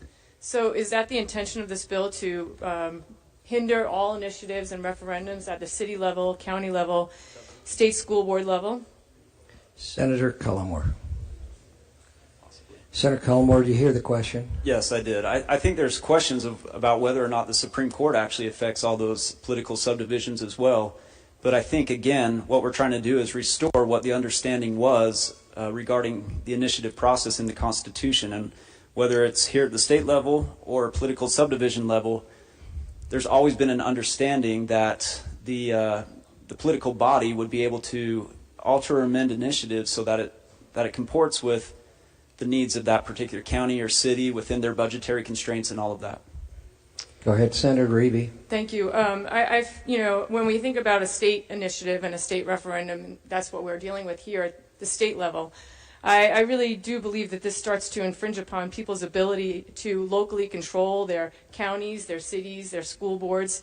And when we add this scope to this bill, this resolution, to actually infringe upon people's ability to create initiatives in their own local communities, I feel like that's a lot of overreach that we are inflicting upon our communities. My community is very upset about this resolution and very upset about being called to session. So I think that this is very far-reaching and broad, and we should be more thoughtful in this process. Thank you, Senator Reeby. Senator Plum. Thank you, Mr. President. Excuse me. A question also I just wanted to ask the sponsor about my understanding, and admittedly I'm not a legal scholar, but my understanding was that the court decision protected citizen initiatives that altered the form and function of government, not all citizen initiatives. Is that your understanding as well? So say that those types of initiatives, and in quotes, that alter the form and function of government had that extra protection, but not all others, so say cannabis or Medicare. Senator Cullimore tried to define that. Go ahead. Yeah, I think that may have been the intent of the opinion, but they didn't define how broad alter or reform the government is. So did medical cannabis alter or reform government? Arguably it did. Did the Medicaid expansion alter or reform government? Arguably it did. And the problem is that's going to be arguable on every foreseeable initiative. And as it stands right now, we can try to define that at the legislative level, but if it gets challenged, we already have opinion and we know the direction of the Supreme Court that's going to say, well, this Article 1 right that we found for the people through the initiative process should not be infringed except under standards of strict scrutiny. And so I'm not sure that we even have the ability to define that at the legislative level, which is why the people have to do it through the Constitution. Well, I appreciate the response. Thank you. Thank you. Now I'm going to go to Senator Fillmore, then Senator Weiler. Your mic is on. I thought it was on, but it's not. Now it is. Mr. President, I'd like to start with a couple of questions for the sponsor, just so I can make sure that we're very explicit, get a couple of things on the record. Thank you. Go ahead. He's agreed to yield. Thank you. To the sponsor, is there anything in this resolution, this proposed constitutional amendment, or in any of its companion legislation that we'll consider in a few minutes, is there anything in there that would make it more difficult for students, for citizens, sorry, I went back to my classroom days, that would make it more difficult for citizens to run an initiative? No. Senator Cullimore, go ahead. Sorry. No, there's nothing in there that would make it more difficult. Is there anything in this proposed amendment or in the companion legislation that we'll consider in a minute that would make it more difficult for citizens to refer any legislative action to the ballot? Senator Cullimore. There is nothing that would make it more difficult, and in fact, in the companion bill, it decreases the burden and makes it easier for the people to refer legislative action. Well, thank you. That's how I read the legislation. Now I have a speech that I'd like to give. Go ahead, Senator. I want to talk about separation of powers. Reading some Federalist papers recently. The separation of powers that were introduced in the U.S. Constitution and that are copied in all 50 state constitutions are a genius system, unprecedented in the world before 1787, to keep government in check. It is vitally important that we have that separation of powers, that the United States and every state, including ours, has 3 branches of government that are designed to fight among themselves for power and influence. We jockey, right, for position. The fact that these 3 branches of government fight is actually a sign of the health of our constitutional system. We don't have enough of that in Washington, D.C. We have that here, right? And we have a case where I think the judicial branch and the legislative branch, fairly recently, based on a judicial branch decision, are in a position where we're jockeying for position. That is healthy and appropriate. I am so glad that we have those separation of powers. And in fact, I'm very glad that Utah is not unique, but it's rare for the legislative power in a state to be bifurcated the way it is in Utah. This is not the case in our national government, and it's not the case in most states. But in Utah, our Constitution puts the entirety of legislative power in the legislature, bifurcates it among 2 houses, and then also gives that exact same power to the people themselves, not bifurcated, right? And in fact, they have some measure of executive power, right? Because they don't need the governor to sign a bill the way that we do here. I think that separation of equal legislative power is a very important part of the checks and balances that exist in our Constitution, because it is a check on legislative power. And under Utah's Constitution, the legislature is a fairly powerful branch of government. The fact that equal legislative power resides with the citizens of the state is very important to keep government in check. And we know that while we're up here, right? When we are considering things, one thing we consider is, if this is really popular, if this has been coming back time and again, we've got to do something, right? The people have this power to do without us. If we want to be able to make sure that this is going to fit within our system, we want to make sure that we're not leapfrogged by the citizens, right? We can exercise that power. And because of this threat, so I'm using that in quotes, but because the citizens have that power always to hold over the legislature, it influences our behavior in a positive way, makes us more responsive to our citizens, and provides an important limit on our power. I want to illustrate, though, how vital it is that both the legislature and the people retain full legislative power. And I want to do that with two examples. One of those is more hypothetical. We talked about it earlier today. It's Senate Bill 4001. That wasn't a citizen initiative, but I want to pretend for a moment, what if that had passed? If that had been a citizen initiative, I imagine that it would have passed. It was not controversial here. As far as I remember, that bill, when it originally passed unanimously. We all thought it was a good idea. I'll digress here to say I've gotten some emails from constituents that say something like, look, the people of Utah are not children. We're not stupid. We know what we're doing. When we vote for an initiative, we know what we're voting for, and we want it. And I would say that up here, we're not children either, although we act like it sometimes. But when we get legislation, we carefully consider it. We listen to stakeholders around it. I'd say that bill, which passed unanimously, had a fatal flaw, right? Nobody in here intended that Washington County would not be able to write speeding tickets to 16-year-olds when that bill passed. And yet, that was the effect. If that had been a citizen initiative, there's no possible way to argue that piece of legislation did not alter or reform the government. In fact, we assigned an entire group of crimes to a different system of courts, which changed all sorts of things in how the government operated. If that had been a citizen initiative, there is nothing we could have done under the recent Supreme Court decision. And I think that would have been a travesty, and not what anybody at all intended. And that's common in legislation. I'm going to talk about medical cannabis for a second, but that's not the only gift that keeps on giving, right?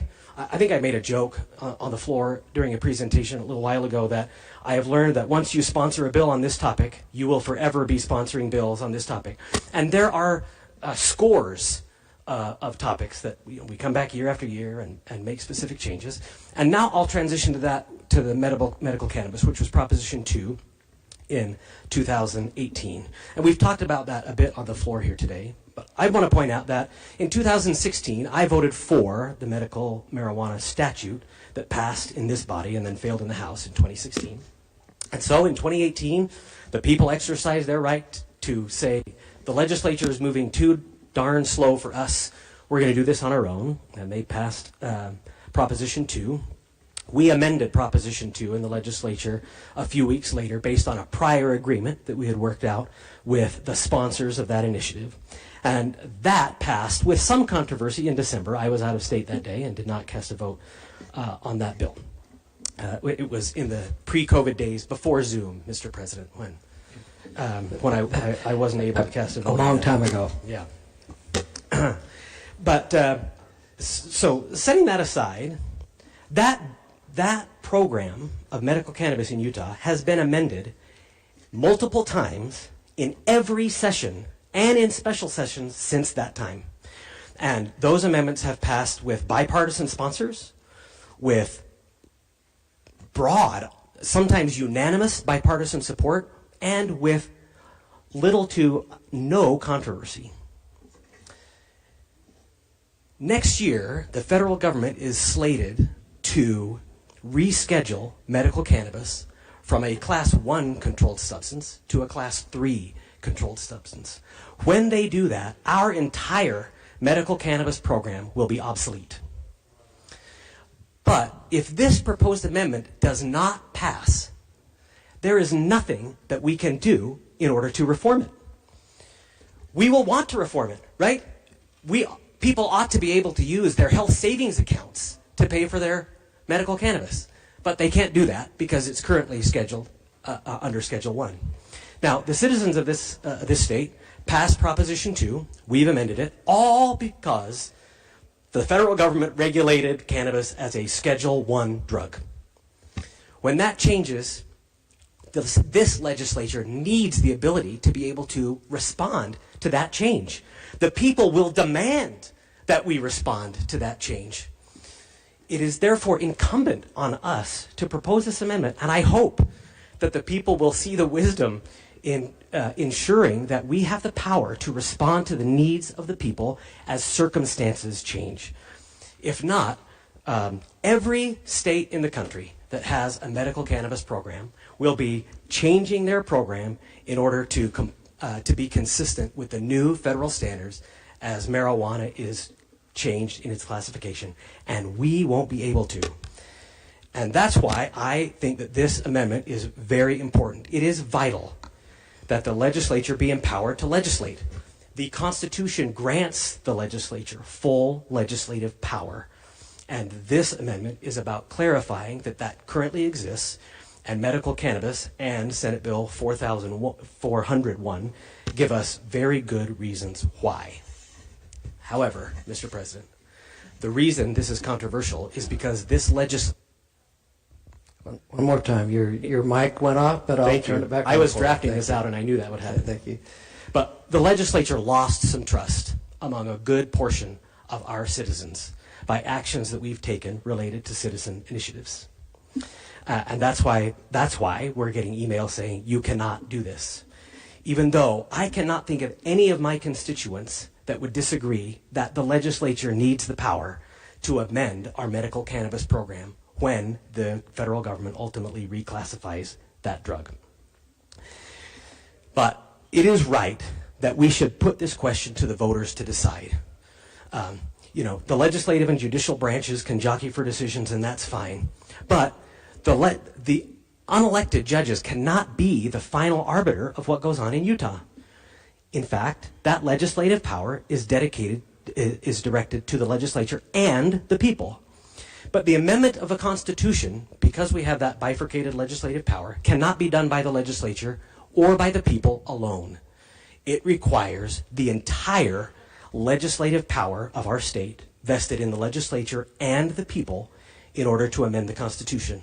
We are empowered to propose an amendment.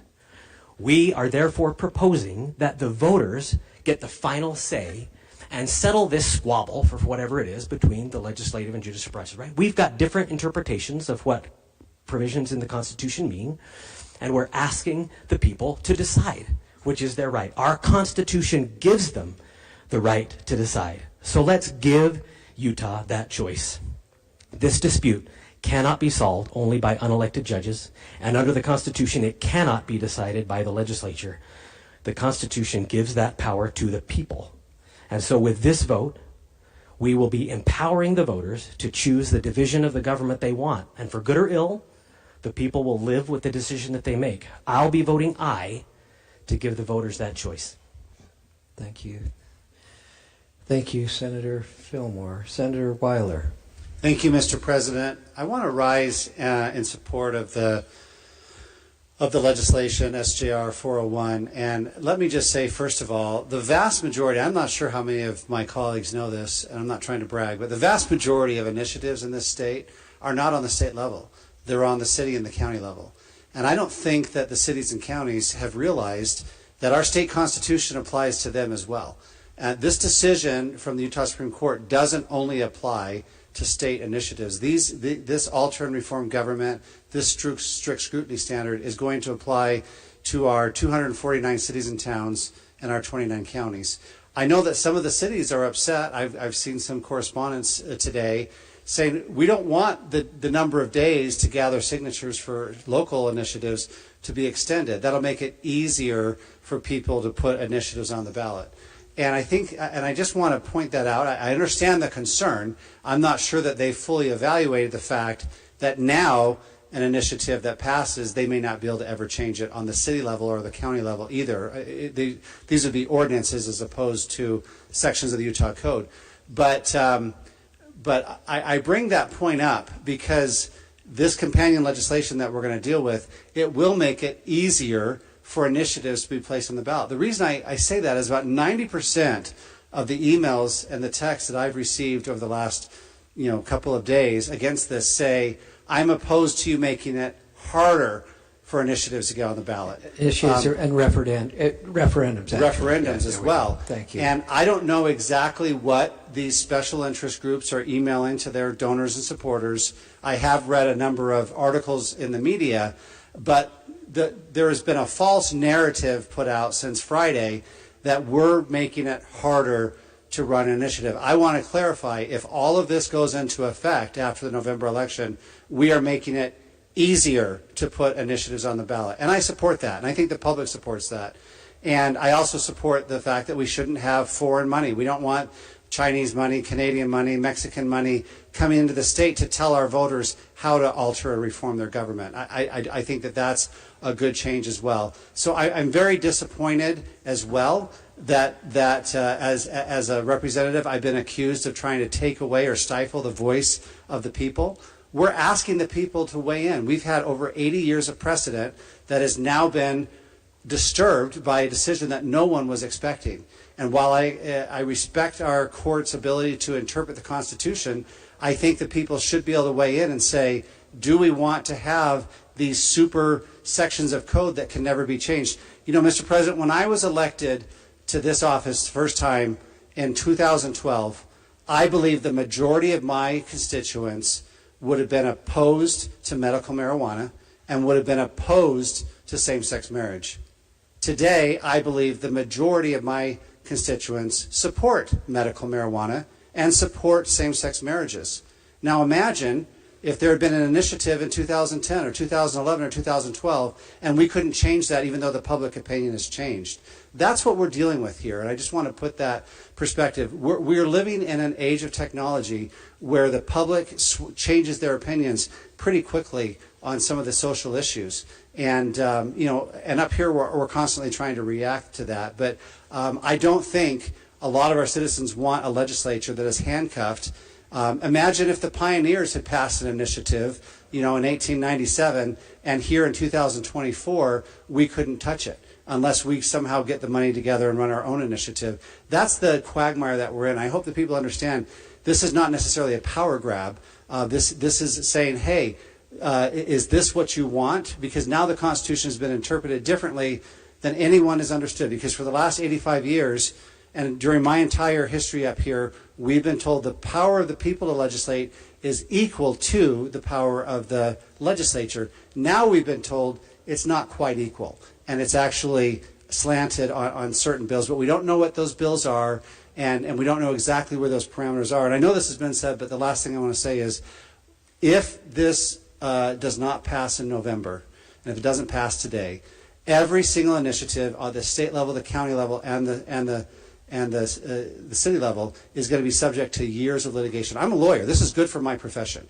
This is the full employment of every lawyer in Utah Act, because everything's going to be litigated because nobody knows where those lines are drawn. We can fix all of that with this simple solution. I'll be voting aye. Thank you, Senator Weiler. Senator Thatcher. Thank you, Mr. President. I'll try and be brief. I actually agree with most of the arguments that I have heard here today. I agree that we have to be able to make adjustments. We have to be able to make amendments. We have to be able to tweak and correct and adjust. I also believe that initiatives should be extremely difficult. Legislation is extremely difficult. We have to get 38, 15, and 1 for anything to become law.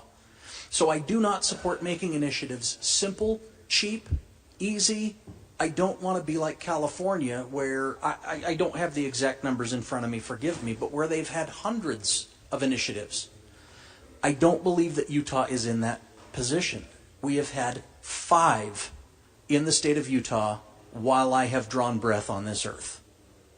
and 3 happened in 2018. So the biggest argument that I've heard today is that we have no ability to reform, that these are superior, that they're super laws, that there's nothing we can do.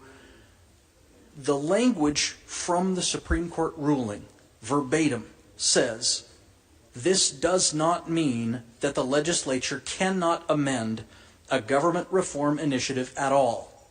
Rather, legislative changes that facilitate or support the reform, or at least do not impair the reform enacted by the people, would not implicate the people's rights.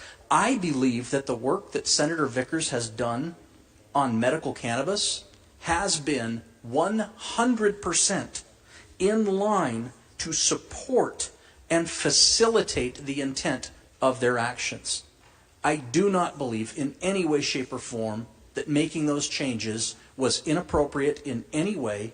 I think all it does, I think exactly as Senator Fillmore just said, that when the federal government finally gets around to doing something useful on cannabis and declassifies it, I believe that for us to modify would not impair that reform. And I do not believe that it would fall under this constitutional ruling from the Supreme Court. I think that the only thing that they prohibit us from doing is if legislative changes that do impair the reforms enacted by the people could also survive a constitutional challenge if the legislature shows they were narrowly tailored to advance a compelling government interest. I do not believe, the way that I read this, not being an attorney and having consulted with many attorneys, I do not believe that this limits us from anything other than unilaterally overturning a referendum without being able to defend that action. So I don't believe that failure to pass this makes it so that we can't do our jobs, and I don't believe we'll become California because it's already so hard to pass these initiatives. I don't believe that these arguments will survive scrutiny from the public. I don't think that the public will come around on this.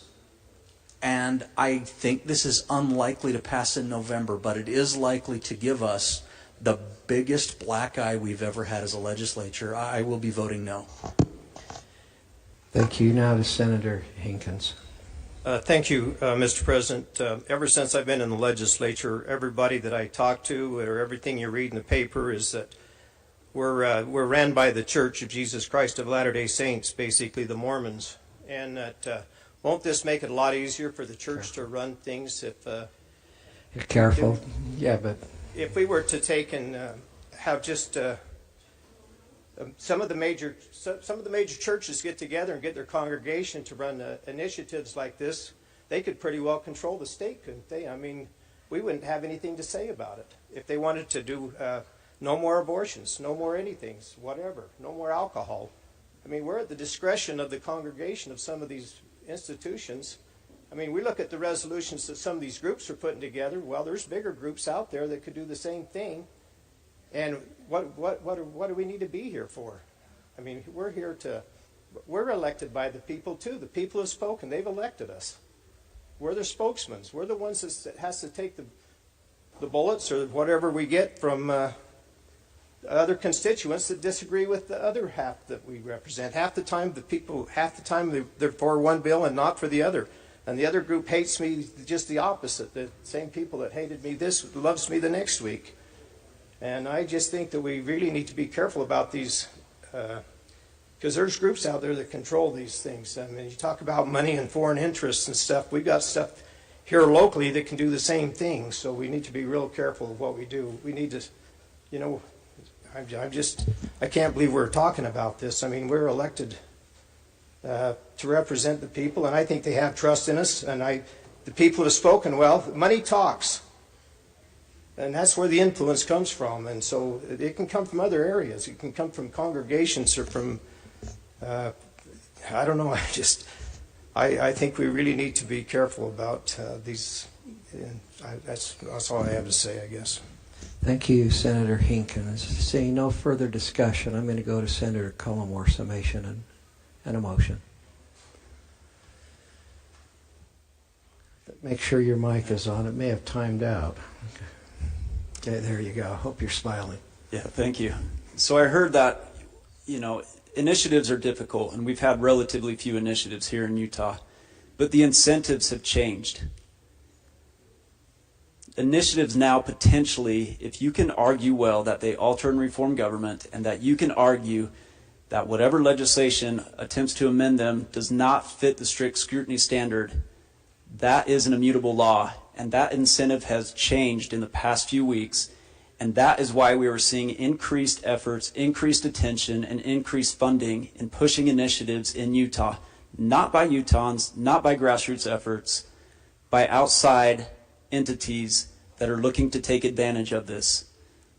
That is why we need this clarification. That is why we need the dual path, as Senator Fillmore referenced, the dual path of the legislature and the people to define what this Constitution means for us, so that we still have a path to keep Utah, Utah, that we have the path to ensure that all legislation is within the bounds of our Utah sensibilities, our state budget, and that we don't turn into these states that have uncontrolled initiatives from outside influence. Again, I hate to keep saying it, but let's keep Utah, Utah. We're preserving what we already understood. We're preserving the citizens' initiative process, and I would urge your support. Thank you. I need a motion.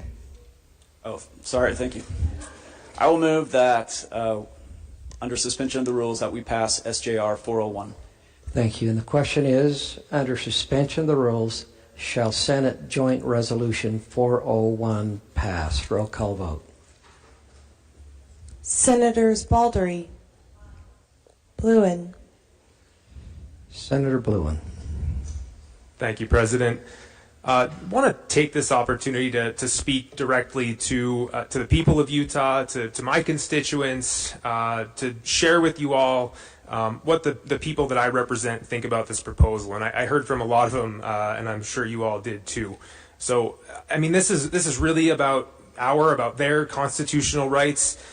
We've all seen polling, probably I've seen it in recent months, that tells us that that two of the top concerns amongst Utahns are government overreach and politicians not listening to voters. This proposal clearly moves us plainly in the wrong direction in regards to both of those issues that voters are having.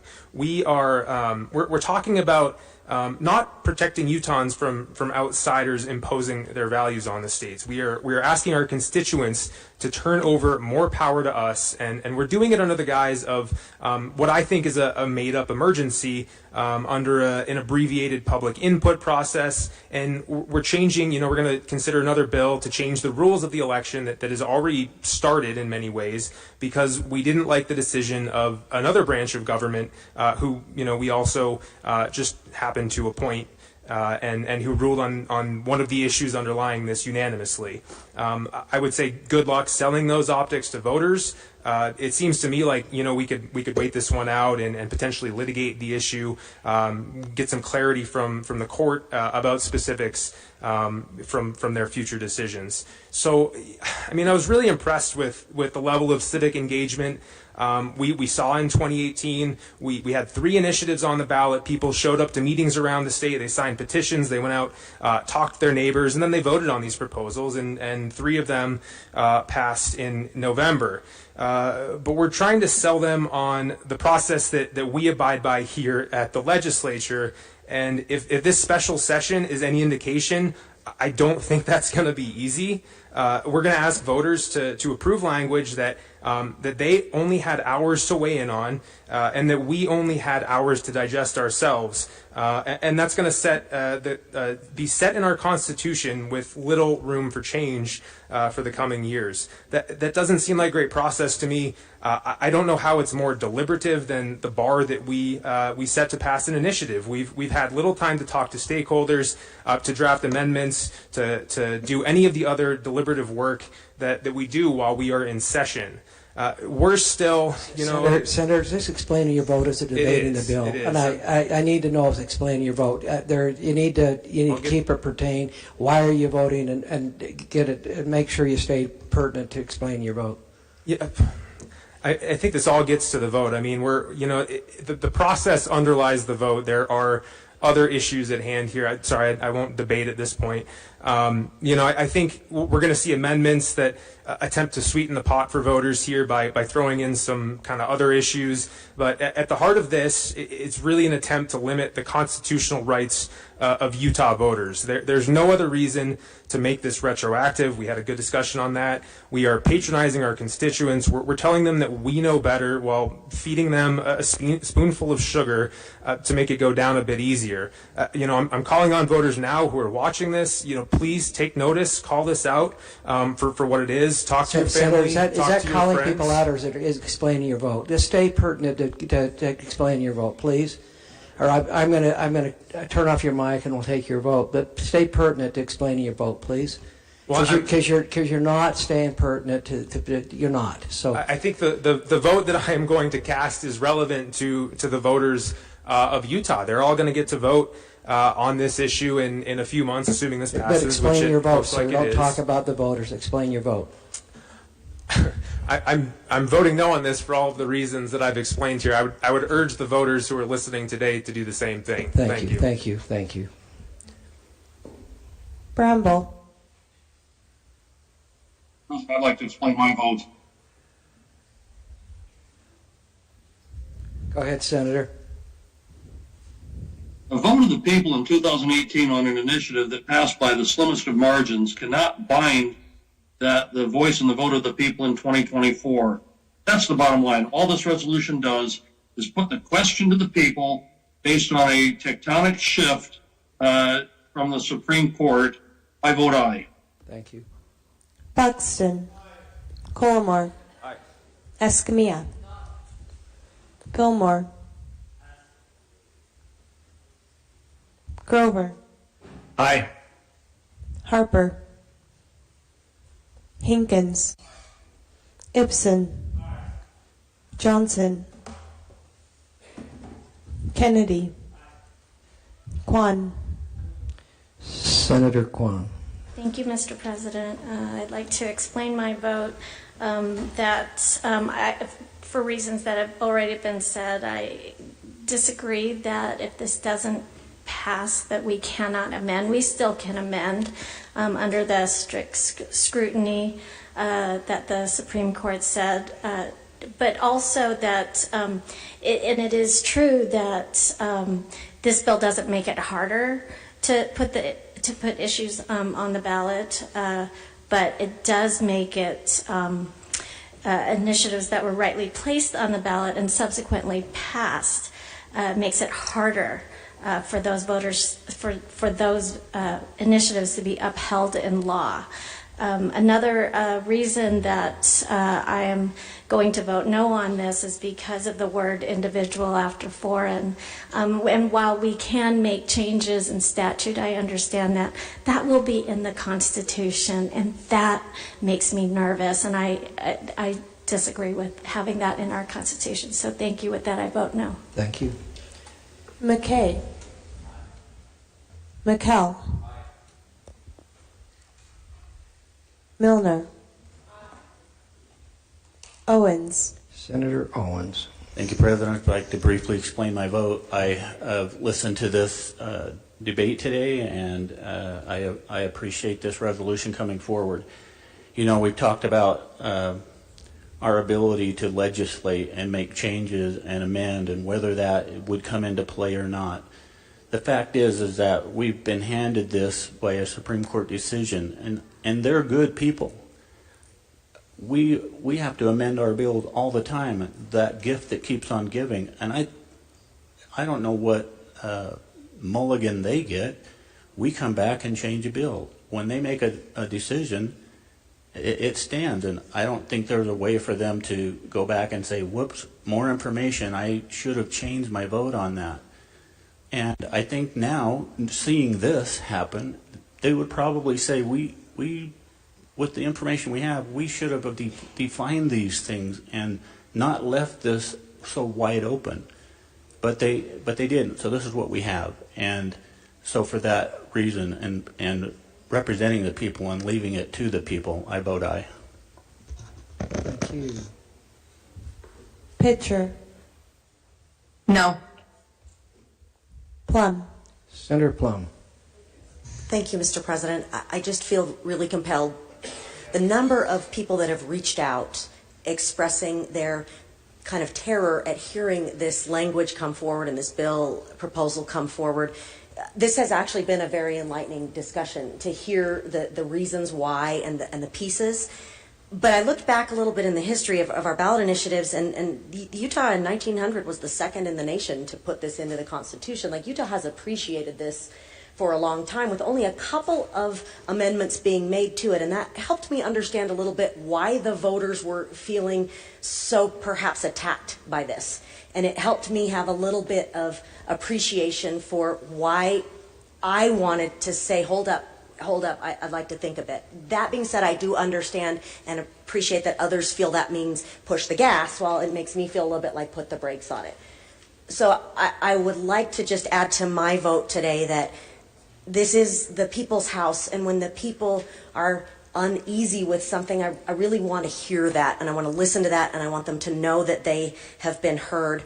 Our trust is slipping as electeds amongst the folks out there in our communities, our constituents, other places, and I would really like to somehow find ways to give them some of that trust back. So I look forward to the ongoing dialogues about this, but I am a no vote. Reby. No. Sandal. Mr. President, can I explain my vote? Yes. So very briefly, I think it's been interesting. We've talked today about how this alters our government, how it may or may not do it. But the biggest concern that people tend to have here is that somehow the legislature is doing this. All we're doing is giving the people the opportunity to vote. And with that, I vote aye. Thank you. Stevenson. Thatcher. No. Vickers. Weiler. Wilson. Winterton. Senator Fillmore. Senator Fillmore, go ahead. Thank you. To explain my vote, Mr. President, and thank you. We had some good debate here. I argued previously about how we would, have our hands tied, and I think some further debate clarified that we don't really know, right? It's possible that the courts might interpret changes to a medical cannabis statute one way or another. We don't know because there's no definition of alter reform. There's no definition of what alters government. There's no time frame, no sense about who has standing. So it's possible, as the senator from West Valley said, that we might try to change the medical cannabis statutes, and the courts would say, yeah, that fits. But we don't really know that because there's no definition. But one thing I do know is that no matter what we do to that to the medical cannabis program in the future, somebody is going to sue. And then that will go to the court, and the court will have to create a definition of what alter reform means. We'll have to create a time frame by which that works out. We'll have to create what's core to the initiative, what furthers the purpose of the initiative. And in doing so, Mr. President, the courts will be legislating. And it is appropriate for the legislature to jealously guard its power to legislate. And again, I point out the main point of my speech. The people of the state of Utah are one half of the legislative branch of government, and they deserve the say in how their power is used. And I want to give them that say, and I vote aye. Thank you.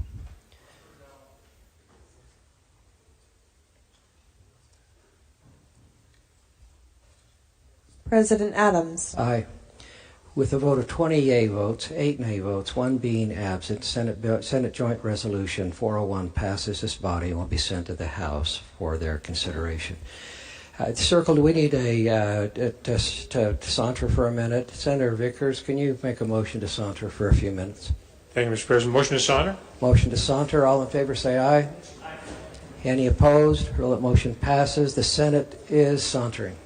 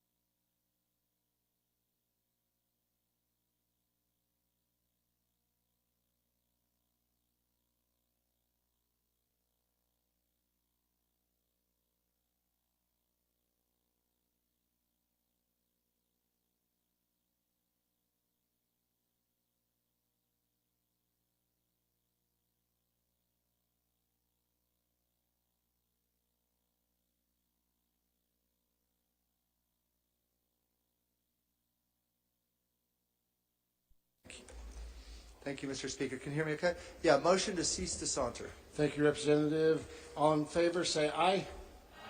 Any opposed? Motion passes. We have ceased to saunter. Madam Reading Clerk for communications from the Senate. August 21st, 2024. Mr. Speaker, the Senate passed as amended SJR 401, proposal to amend Utah Constitution, voter legislative power by Senator Colomar, and is transmitted for consideration. Thank you, Madam Reading Clerk. Representative Brammer. Oh, I apologize. The Speaker, these bills have been read for the first time, are referred to the Rules Committee. Representative Brammer. Thank you, Speaker. I move that SJR 401 be lifted from the Rules Committee, read for the second time, and placed on the House third reading calendar. Thank you, Representative Brammer. We'll go ahead and place that motion. All in favor say aye. Any opposed? Rule that motion passes, and the bills will be lifted to the bill will be lifted to the top of the Senate third reading calendar. Madam Reading Clerk. SJR 401, proposal to amend Utah Constitution, voter legislative power by Senator Colomar. The House sponsors Representative Tusher. Representative Tusher. Thank you, Mr. Speaker. Mr. Speaker, when the Utah Constitution was ratified, the legislative power was vested solely in the House of Representatives in the Senate as they represented the people. Now, in 1900, there was a populist wave in the United States, and Utah passed a constitutional amendment that allowed for citizens to directly initiate legislation. Now, this new power that was given to the people was intended to be co-equal with the legislative's power, creating a balanced system where both could create and refine laws, both the people and the legislature. And historically, this balance has worked fairly well. Both the legislature and the people have had that ability to pass and amend laws to ensure that they were effective and adaptable. Now, a recent Supreme Court decision has disrupted this balance. That decision has ruled that certain initiatives, those that alter or reform government, are constitutionally protected from change by the legislature except in very certain circumstances. This has the potential to create a number of super laws, these laws that are virtually untouchable by the very body elected to represent the people. This, Mr. Speaker, has real consequences to our state. This decision opens the door for outside interest groups to pour millions of dollars into our state, pushing their agendas through initiatives that, if passed, could be nearly impossible to change. Take California, for example. This is a state that now faces a $68 billion deficit. They have struggled with the consequences of its initiative-driven ballot box budgeting, where laws are passed by initiative and have locked the state into financial commitments that are difficult to amend or even impossible to amend. This is not a hypothetical fear that we have in the state. We're already beginning to see the consequences in just a few short weeks of the Supreme Court's decision. Let me give you an example. In the last 124 years since the power of the people to bring initiatives forth was passed, there have been 23 initiatives in the state. So essentially one every 5 or so years.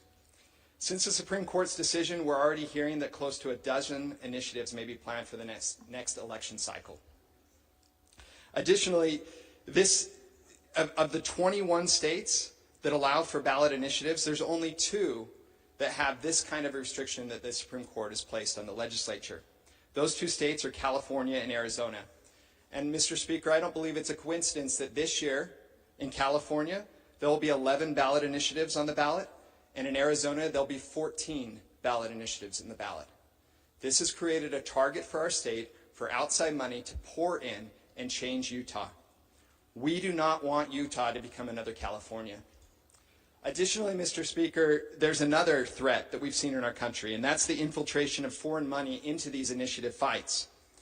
Although federal election law doesn't allow for foreign contributions to come into candidate races, there is a loophole in the FEC regulations that allows for foreign governments and corporations to legally spend unlimited amounts of money on ballot initiatives.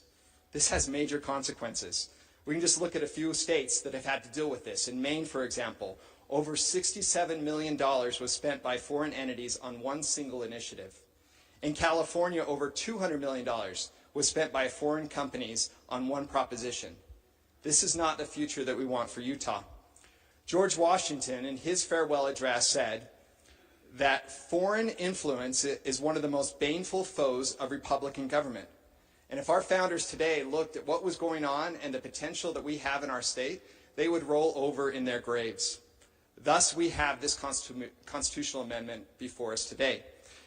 The constitutional amendment essentially does two things to address these challenges. The first thing that it does is it prohibits those foreign individuals, entities, or governments from directly or indirectly influencing, supporting, or opposing an initiative or referendum in Utah.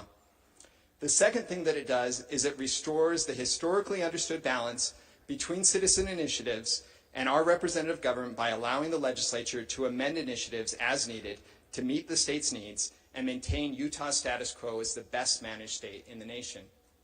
Now, we're going to talk in a few minutes about a companion bill that will also allow, or that will require the legislature to give deference to these ballot initiatives, and will also strengthen the ability for citizens to pass referendums. But in conclusion, Mr. Speaker, if I could just say, ultimately, the question of whether or not the Constitution should be amended is not our decision. The question before us is whether this significant policy shift, this shift that could be devastating to our state, should be made by 5 unelected justices or be made by the people of this state. This amendment simply places the question on the ballot, allowing Utahns to decide how they want their government to function. Thank you, Mr. Speaker.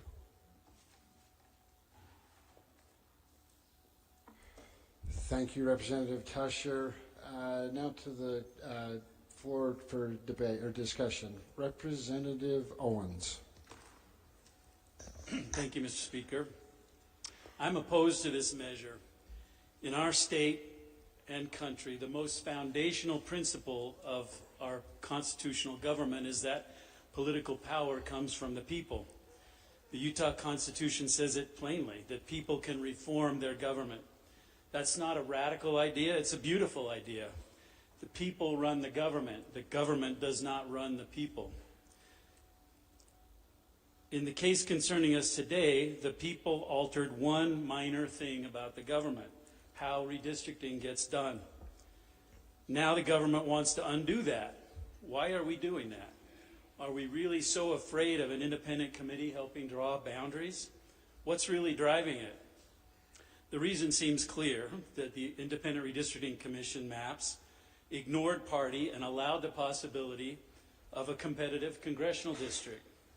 Why are we afraid of that? What's the worst that could happen? The worst that could happen is that maybe, once in a while, we send a Democrat to Washington. I'd suggest if that happens, that could be good for Utah. Like it or not, half the power structure in our country belongs to the Democrats. Utah has benefited by having a voice with that power structure. Ben McAdams recently, Jim Matheson before that, Wayne Owens before that. A bipartisanship can really help our state. Back in the late 1980s, Utah needed to complete the Central Utah Water Project. We needed over $1 billion to bring water out of the Colorado Basin over to the Wasatch Front. It was a bipartisan friendship between Jake Garn in the Republican-controlled Senate and Wayne Owens in the Democratic-controlled House of Representatives that got that work done for Utah. And as a result, now in Utah and Salt Lake counties, half of that water comes from the Central Utah Water Project. Bipartisan friendship can really help us out. As a result, in 1992, this legislature considered gerrymandering Wayne Owens out of his seat and decided not to, because it would help to have an ambassador to the Democratic power structure in the House of Representatives. That's the right way to do it. I think we should ignore the national voices who say you got to stamp out people who don't think like you. Let's set a good example about how and allow the people's choice to go forward and draw the district boundaries without those partisan consideration. Thank you, Mr. Speaker. Thank you, Representative Owens. Further discussion to the bill. Representative Thurston. Thank you, Mr. Speaker. I appreciate the opportunity to address this issue, and I appreciate my colleague from the other party who just spoke. But one thing that I would just notice is that he said that he believes in the ability of people to have a voice in their government, but but he's voting against a resolution which would allow people to have a voice in their government. I can't reconcile that. If we believe that people should have a voice in their government, we should allow people to have a voice in their government. Another misconception that we have heard is that we are somehow going against, quote, unquote, the will of the Supreme Court. And I think we need to understand the separation of powers, what each branch does. The Supreme Court does not have a will. The Supreme Court interprets the law. They tell us what do they think the law says. And they have said, this is what we think the Constitution as written says. It says this. And if we don't like that, we can change it. And we should take a look at that. I think the citizens of my district, first of all, I think they would disagree that that's what the law says. And if that is in fact what the law says, it needs to be changed because that's not how they want their state to be run. They don't want to have a state where we have laws that are above the legislature. We are by our very nature the legislative branch, and we are here to decide policy for our state. If we are tying our hands and not allowed to have policy, who does have policy? And the answer is that the courts. The courts will be involved in policy.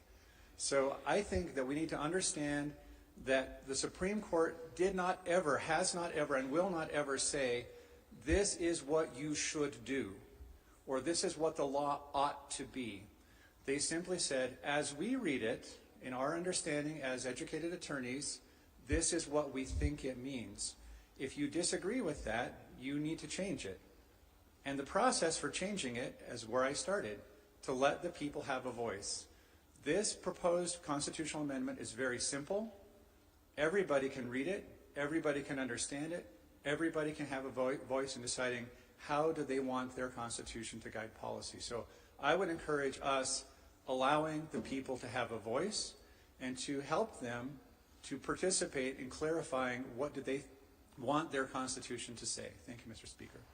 Thank you, Representative Thurston. Further discussion to the bill. Representative Broner. Thank you, Mr. Speaker. In 2019, as a resident of the state of Utah, the legislature gave a Christmas present to the citizens of the state.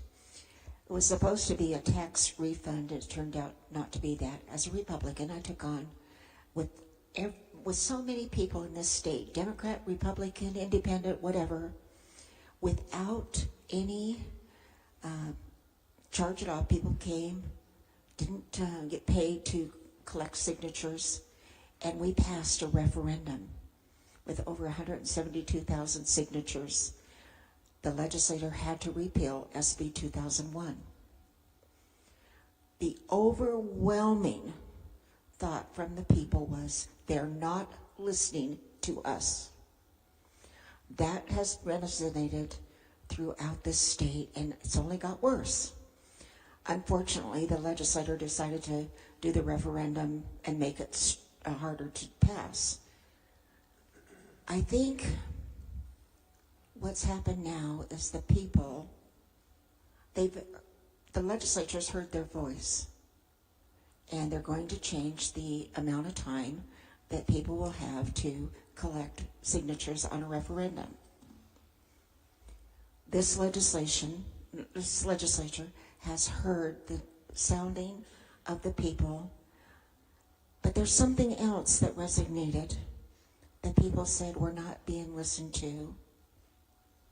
Give us a vote.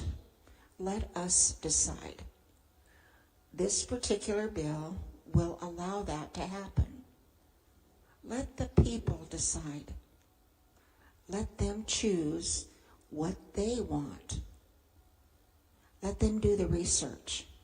Yes, there probably will be outside money, but it's up to the citizens to decide if it's best for them, their families, and for the state. I strongly encourage this body to pass this bill, not only for the people in this area, but the entire state of Utah. Listen to the people. They want a voice. This allows them to have that voice. Thank you, Mr. Speaker. Thank you, Representative Romer. Further discussion to the bill. Representative Briscoe. Thank you, Mr. Speaker.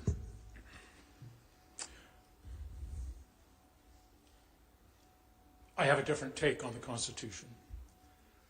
I'm going to go back to a time period before the Constitution, before 1787, before 1896. I'm going to go back to 1776, 1775, 1774. I'm going to go back to the Declaration of Independence. When Abraham Lincoln stood on Gettysburg battlefield and talked about what we owed to the men who died there and prevented Lee's Army of Northern Virginia who was only 70 miles away from Washington, D.C., from marching on Washington and forcing a capitulation. He went back to the Declaration of Independence. That whenever any form of government becomes destructive of these ends, it is the right of the people to alter or to abolish it, and to institute new government, laying its foundations on such principles and organizing its forms in such a form as to them shall seem most likely to affect their safety and happiness. There was no legislative body that created brand new governments in the colonies that said we have the right to run ourselves, we don't need to listen to a king or his appointed colonial ministers from London. It wasn't any legislative body that created the committees of correspondence that sent letters on horseback up and down arguing that we should get together and write our own constitution, that created the Articles of Confederation, that created the Constitution. And I look at the Utah Constitution. Grateful to Almighty God for life and liberty, we the people of Utah do ordain and establish this Constitution. Article 1, Section 2, all political power inherent in the people. All political power is inherent in the people. They have the right to alter or reform their government as the public welfare may require. I don't see anything in here that says they have to ask permission from 104 people up here. When I read we the people, I don't read an asterisk and I don't look down on the bottom and say we the people equals 104 people, men and women who got elected in their caucuses or in their primary elections or in their final elections. Because some people come up here and they never have an election other than 50 to 100 people who elect them in a party caucus. And their name doesn't even get seen again until November, and they don't have an opponent from the other party. So I'm a little concerned to hear us equate ourselves with the people. Below us are the people of Utah. We sit on that foundation. We're created on that foundation by them, and they can change it when they want to. And they don't have to ask Mother May I from us if they want to do it. I've heard people say, well, you know what, we're going to be responsive to them. We're going to listen to them. Were we listening to them when they said we want access to medical cannabis? Because if it had been up to the people up here, it would not have happened. It took the people of Utah signing petitions, putting it on the ballot, going out and voting for it.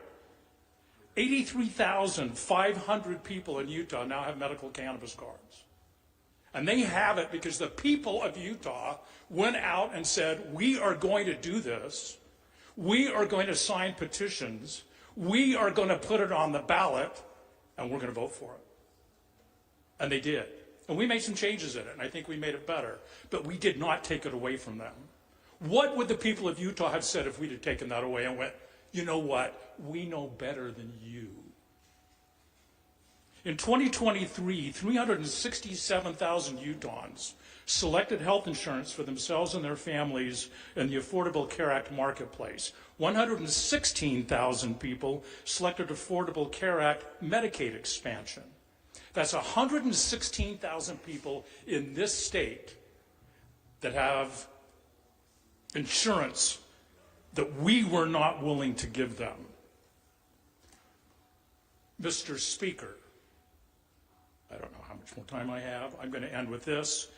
By Thomas Jefferson, every government degenerates when trusted to the rulers of the people alone. The people themselves, therefore, are the only safe depositories. The phrase that I object to is repealing the law. We've talked about amending the law.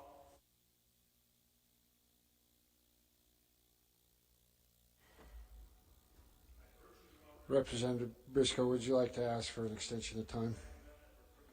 Yeah, we'll go another minute.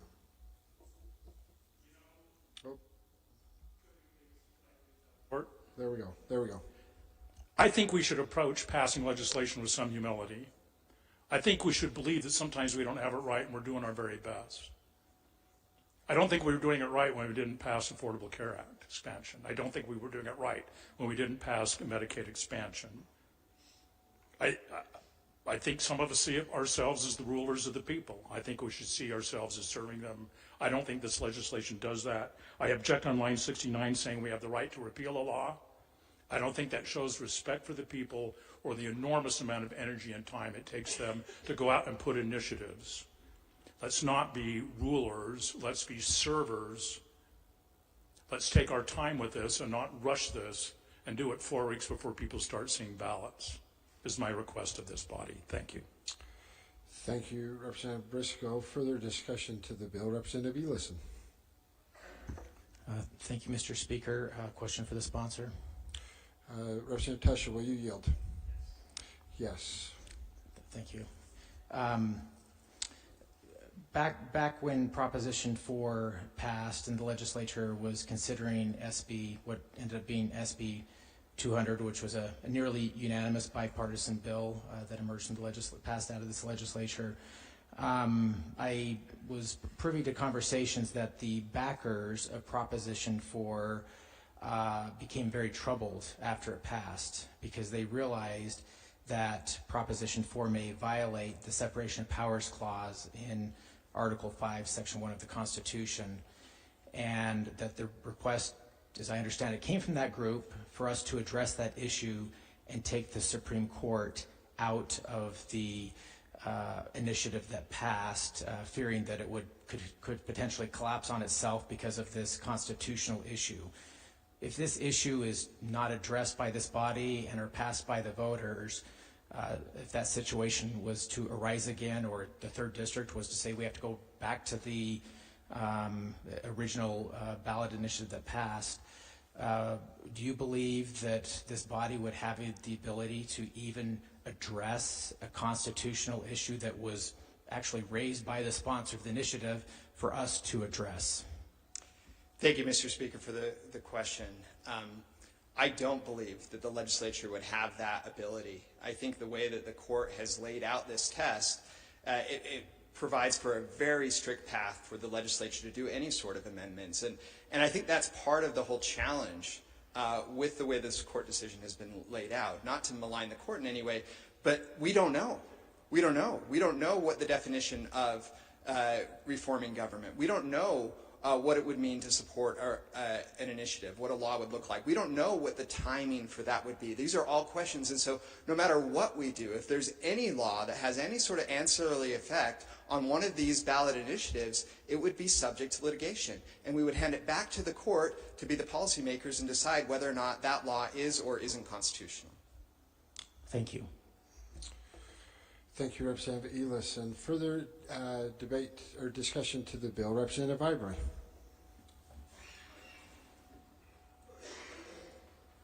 Thank you, Mr. Speaker. I'm grateful. My good friend from Salt Lake gave us a history lesson and taught us about the Constitution and the Declaration of Independence.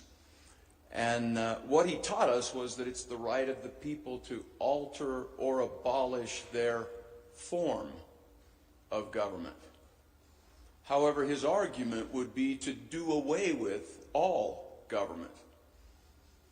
When the American people had the choice, by reflection and choice, to create their chosen form of government, they chose a republic. And to the republic for which it stands. They did not choose a democracy, Mr. Speaker, because the founders, all of them, said the difference between a republic and a democracy is the difference between order and chaos. They chose a republic to govern the United States of America. In fact, they chose a republic of a republic, compound republic. And in doing that, they said, that's the way that we make law. Yes, the ultimate power rests with the people. The people have a right to then amend, change, call their representatives home from their form of government. And in this form of government, Mr. Speaker, I remember my first time here, Speaker Lockhart said, trust the process. Trust the legislative process. Bill gets introduced. And it takes process if it even gets out of the Rules Committee and gets to a committee. And then it's heard and evaluated. I can't tell you how many times I went into a committee thinking, I know the answer to this bill. I've got it down. And I hear someone from Vernal. I hear someone from southern Utah. I hear someone with a completely different frame of mind than mine and ask questions about the bill, and it changes. And it goes through the committee and it changes, and it gets to the floor and it's refined, and it goes to the Senate committee and it's refined, and it comes through, and then a governor decides if he's going to sign it or not. And that's the process, Mr. Speaker. And even with all of that, I don't know any one of our bills that came through that process perfectly, because most of what we spend our time doing here is altering and amending and refining and changing legislation. But what the opponents of this are asking us to do is to suppose that the initiative that doesn't go through that process is in one pass perfect. No amendments, ever. We don't, and on funding, we don't know about funding. And it asks us to suppose that that initiative that didn't go through the process fits perfectly with the code, fits perfectly with the Constitution, fits perfectly with the budget. And they ask us to suppose, Mr. Speaker, that there's no accountability. Who do the people hold accountable in the initiative process? Usually it's a pack or a pick that's set up. They go out and they promote the initiative, and after the election, it's gone. Try to find on the internet the people behind any of these initiatives. It's gone. Who do the people hold accountable? The process, the form of government that we have is a republic. And the people hold us accountable in a couple of months. And what we're asking the people to do now is, as been stated, not allow 5 judges to decide the equal right of the people, the legislature, and local government to make needed changes as circumstances dictate, as time dictates, as the other areas of the code dictate, and make the law fit perfectly and fine-tune. But what the opponents would say is, no, this initiative process is always perfect, don't make any changes. When I've been here since 2010, I've never seen a perfect bill, Mr. Speaker. We nip and tuck and change and refine and make perfect because we get input from the people and they tell us how we need to make it work even as circumstances change. So, Mr. Speaker, I think this respects the process. It goes back to the people, not unelected judges that are unaccountable. It goes back to the people to decide again, do we honor the republic for which that flag stands? Or do we change that and we have super laws that can't be touched because we suppose they're perfect in one? Representative Ivory, we'll give you 1 more minute. Oop, hold on. The 1 minute, thank you, Mr. Speaker, I won't need the 1 minute. And to the republic for which it stands, we're putting that concept back to the good people of Utah. Thank you, Mr. Speaker. Thank you, Representative Ivory. Further discussion to the bill. Representative Stoddard. Thank you, Mr. Speaker. I have a few comments I'd like to make, and I'd first like to address what I've seen as some undermining of the judiciary based on recent Supreme Court decisions. They take an oath to uphold the same Constitution that we do, and I think it's both unfair and unbecoming of us as public servants to impugn their motives and impugn their decisions. They're an equal branch of government, and we need to treat them as such. The Utah Foundation releases a list of priorities each year. The number 2 priority on this list was politicians listening to their voters. Number 4 was government overreach. Now, I want to be clear, I don't have a problem with this going on the Constitution and letting the people decide, because that's the way that we can get an accurate view of what the people actually want. The problem I have is the process that's being followed, and it's similar to what I view as my 4-year-old when he throws a tantrum. We don't like something that happens, so we're rushing in a fix. We haven't had problems with initiatives. We haven't had problems with referenda. We should let it play out. I think what's being said about super laws is a mischaracterization of the Supreme Court case. And I think it ignores the fact that we as Utahns are unique. We've heard so much talk here on this floor tonight of we don't want Utah to become like California. And Utahns are not like Californians. Even if the law in the Supreme Court case stands, we will not end up like California because our people are unique, our people are different. And I believe that we have a populace that are intelligent voters, and I believe that they will do the right thing and vote against this constitutional amendment. Thank you. Thank you, Representative Stoddard. Further discussion to the bill, Representative Daly-Provo. Thank you, Mr. Speaker. Will the sponsor yield to a question? Representative Tusher, will you yield to a question? I'd be happy to. Yes, Representative. Thank you, Mr. Speaker. I'm wondering if the sponsor could please identify or define what the intent on the word foreign entities is, and if that phrase is defined in statute. Thank you, Mr. Speaker, for the question. That phrase is not defined in statute. You'll find it here referenced on line 63 of the bill. This language that we have here is subject to the lines 65 and 66, which say that the legislature may provide by statute definitions, scope, and enforcement of the prohibitions under subsection 3A. And so it's the intent of this legislature that when we come back into general session, that we define exactly what means foreign individuals. Thank you, Mr. Speaker. I appreciate that explanation, because I have concerns that while some may automatically assume the term foreign means individuals outside of the country, I'm concerned that by the tenor and tone of the discussion that it is more to do with anybody outside the state of Utah. What I find most alarming about that is, for example, the very legislative and congressional maps that we have in place in our state were drawn in a quiet conference room in Florida and imported right here into Utah.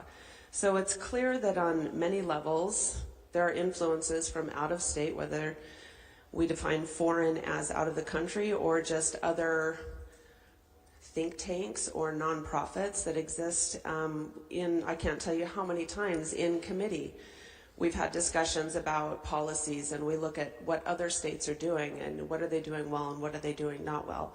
We make a habit of looking at examples from other places in our country, in our policy development.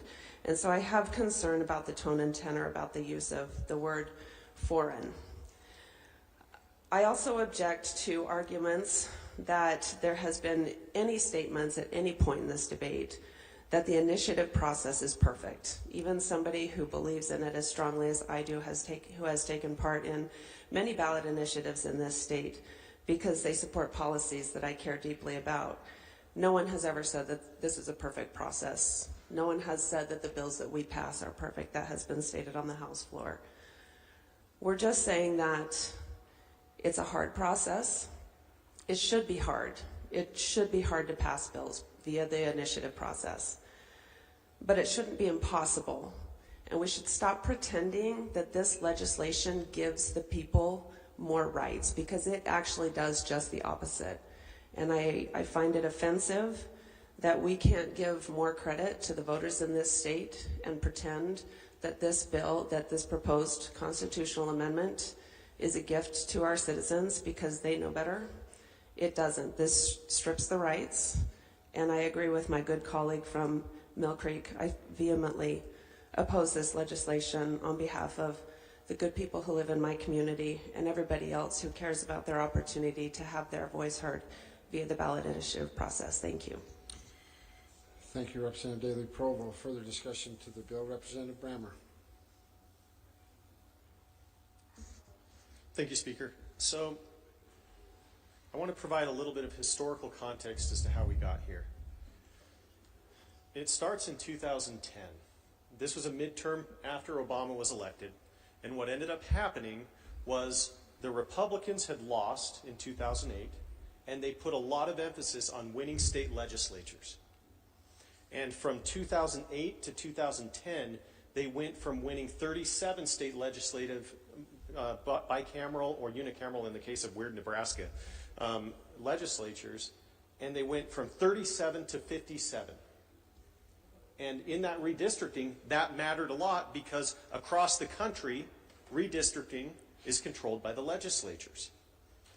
So what ended up happening? Well, as we get closer to the 2020 census, the Democrats are looking across the aisle and they're saying, in each of these states, we are not going to make enough ground up to overcome that deficit. And in fact, by 2020, 61 of the legislatures in the country were controlled by Republicans.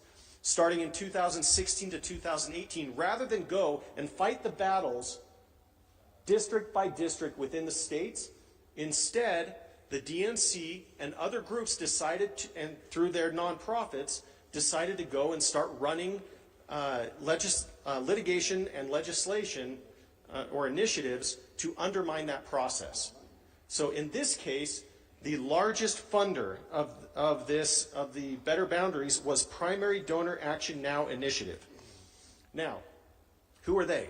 It's the Arnold Foundation, which is now the Arnold Ventures because it became a for-profit by selling their systems for criminal justice and other items. They are behind a lot of the theory that has created a lot of the criminal problems in our country. Okay? So they're pushing a lot of the catch and release policies for criminals in our country. This was a very partisan idea, and the point was they did this only in areas where they could pick off Republican seats. So you're talking about Utah, you're talking about Missouri, you're talking about Virginia. These are areas, and they initiated litigation in those areas. And this was built to create litigation. So they wanted to tie the hands in Republican areas while letting the Democratic areas go. So this comes up. What they built was fundamentally unconstitutional. It required that the Chief Justice of the Supreme Court resolve the disputes and choose the maps if there was a dispute. Article 5 of our Constitution renders that unconstitutional under the distribution of powers. We fixed that for them. They did not consider whether moving that over to the judicial branch was an alteration of government. Now, that clearly falls under the same principles that they have. So we fixed it. Then in this decision, what they essentially did was they went through and they said, well, South Dakota was the only one that had this initiative provision, and so we're going to look to that, and we're going to look to some newspaper articles. And that's what we're going to derive the meaning of the Constitution from the time. But they skipped over a key part of the constitutional analysis. That is, what does the text say and what does it not say? And is it clear? So they said, in South Dakota, they said, well, this doesn't infringe upon the legislature, and because it doesn't have that language in Utah, that means that it does infringe upon the legislature. But you know what? We've had 21 other states that have passed initiatives in their constitution. And do you want to know how many other Supreme Courts have found that the passage of an initiative in their constitution renders their legislatures inert to amend or overcome it? 0. No Supreme Court has ever come to this decision, despite the fact that it doesn't include the same language from South Dakota that they were pointing to. It's a fundamentally flawed constitutional analysis because they did not stick to the text. They did not stick to the idea that our founders, when they passed this, could have very, very easily said, this is not to be amended by the legislature. They were smart enough to do it, but they didn't do that. You start with the text, and they glossed over that. And they went to this really protracted thing, and one of the things that they were banking on was newspaper articles from the day that said, this will be of consequence to legislative power. Yes, we don't, do we like it when we don't want something to go through, and then we get, then an initiative comes through and pushes it through? Not particularly. But that doesn't mean that it can't be amended or pushed back on. That's a real political power, and there is political peril in pushing back on an initiative. It is a restraint, as it is when there's an initiative. It makes people think twice on whether they can actually do this politically. So what we get to is this was fundamentally, at its beginning and at its core, a partisan action and initiative. But the constitutional analysis is entirely unique throughout the country, and it is time to put this vote to the people because, frankly, I think that the Utah Supreme Court got it wrong. I'm friends with them, but it needs to go to the people for. Thank you, Representative Brammer. Further discussion to the bill, Representative Matthews. Thank you. Previous question? Question has been called, which has the effect of ending debate. All in favor, say aye. Aye. Any opposed? Rule that motion passes. Debate is ended. Representative Tusher, back to you for summation. Thank you, Mr. Speaker. We've had a great debate, and there are a few items that I just want to tick through just to set the record straight.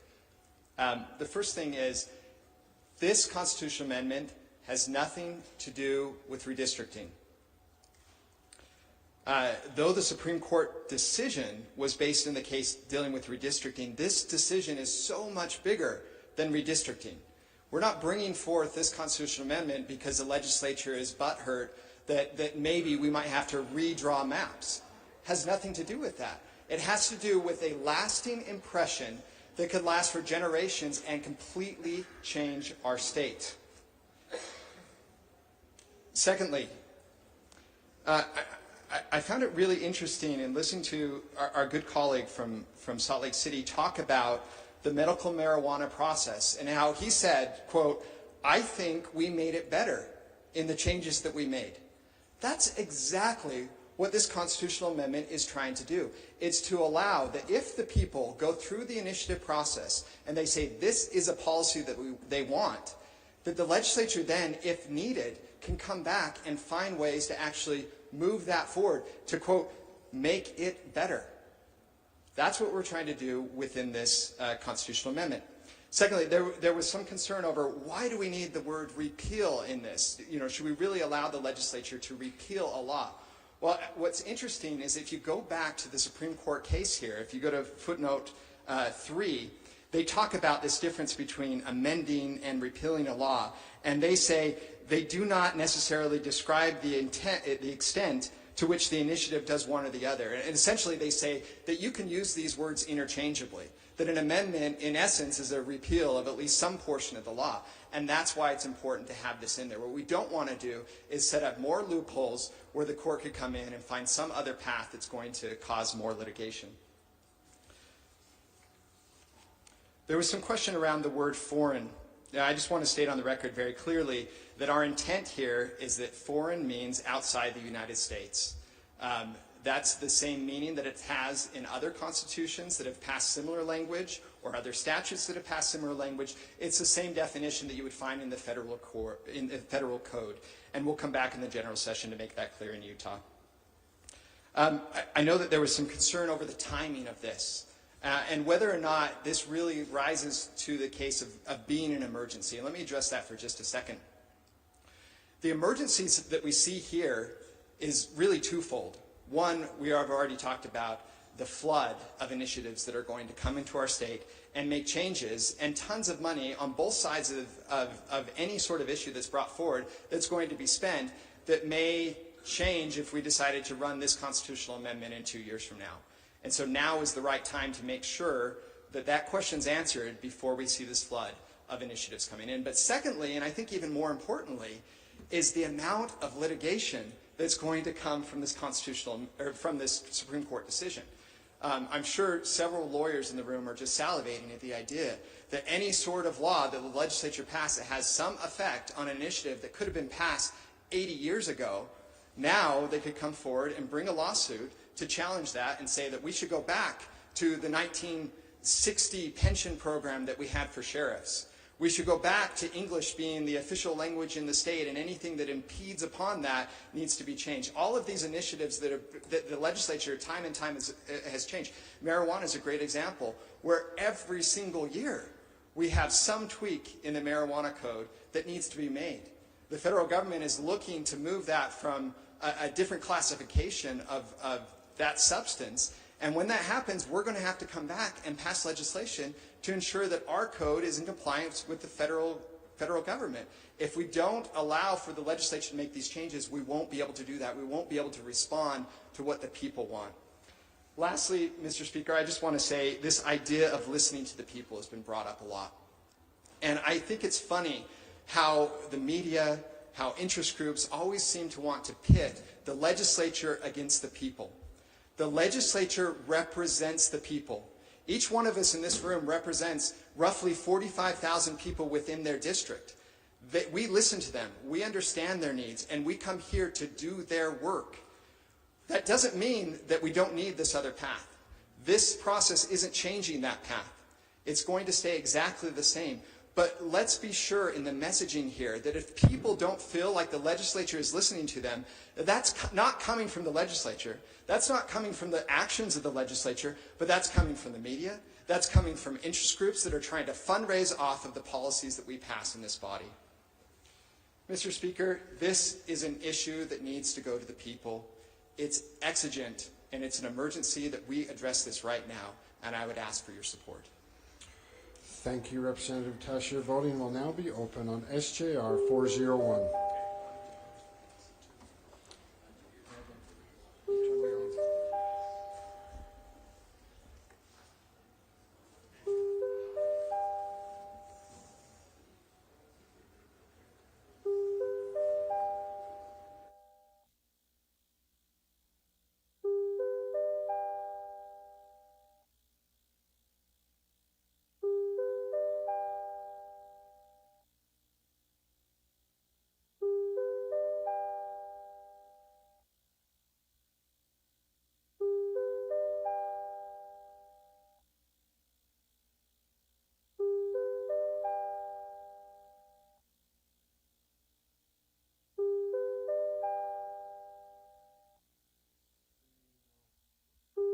Seeing all present having voted, voting is now closed, and SJR 401 passes this body with 54 yes votes. Passes this body with 54 yes votes.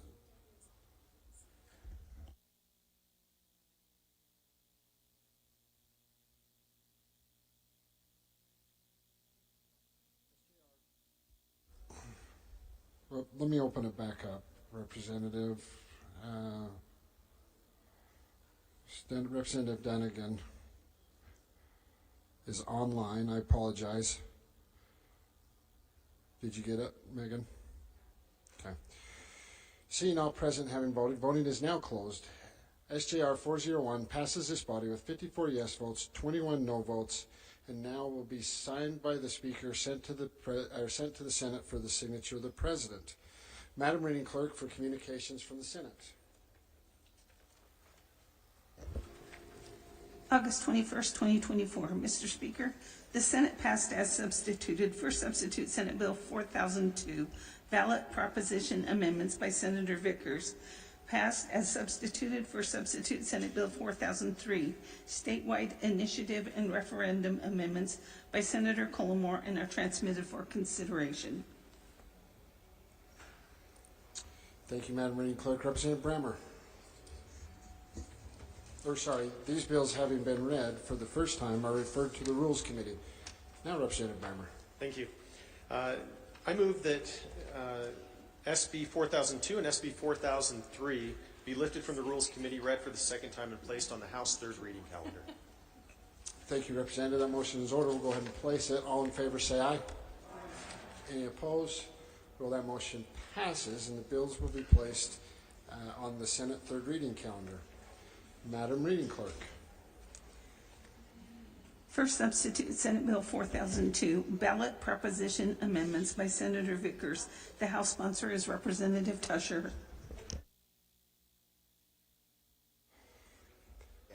Representative Tusher. Thank you, Mr. Speaker. I know how much everyone in this body wants to hear from me longer. But let me just introduce this bill. This is a very simple bill. It's a process bill. It essentially moves some dates to allow for SJ 401 to be on the ballot. It mirrors the normal constitutional amendment language that we would see here. The reason it's in a separate section of code is that we want this to be a temporary change. And so it essentially expires after the dates have all passed. The only exception from a normal constitutional amendment language that you'd see here is that rather than the normal 500 words that you would have to describe the constitutional change, we've increased it to 750 words because we believe that this is something that requires a little more explanation because of the changes in the court and everything. So with that, Mr. Speaker, happy to answer any questions. Thank you, Representative Tusher. Discussion to the bill. Representative King. Thank you, Mr. Speaker. I appreciate the fact that we are concerned today with the will of the people. We're talking about that. This bill works hand in glove with SJR 401.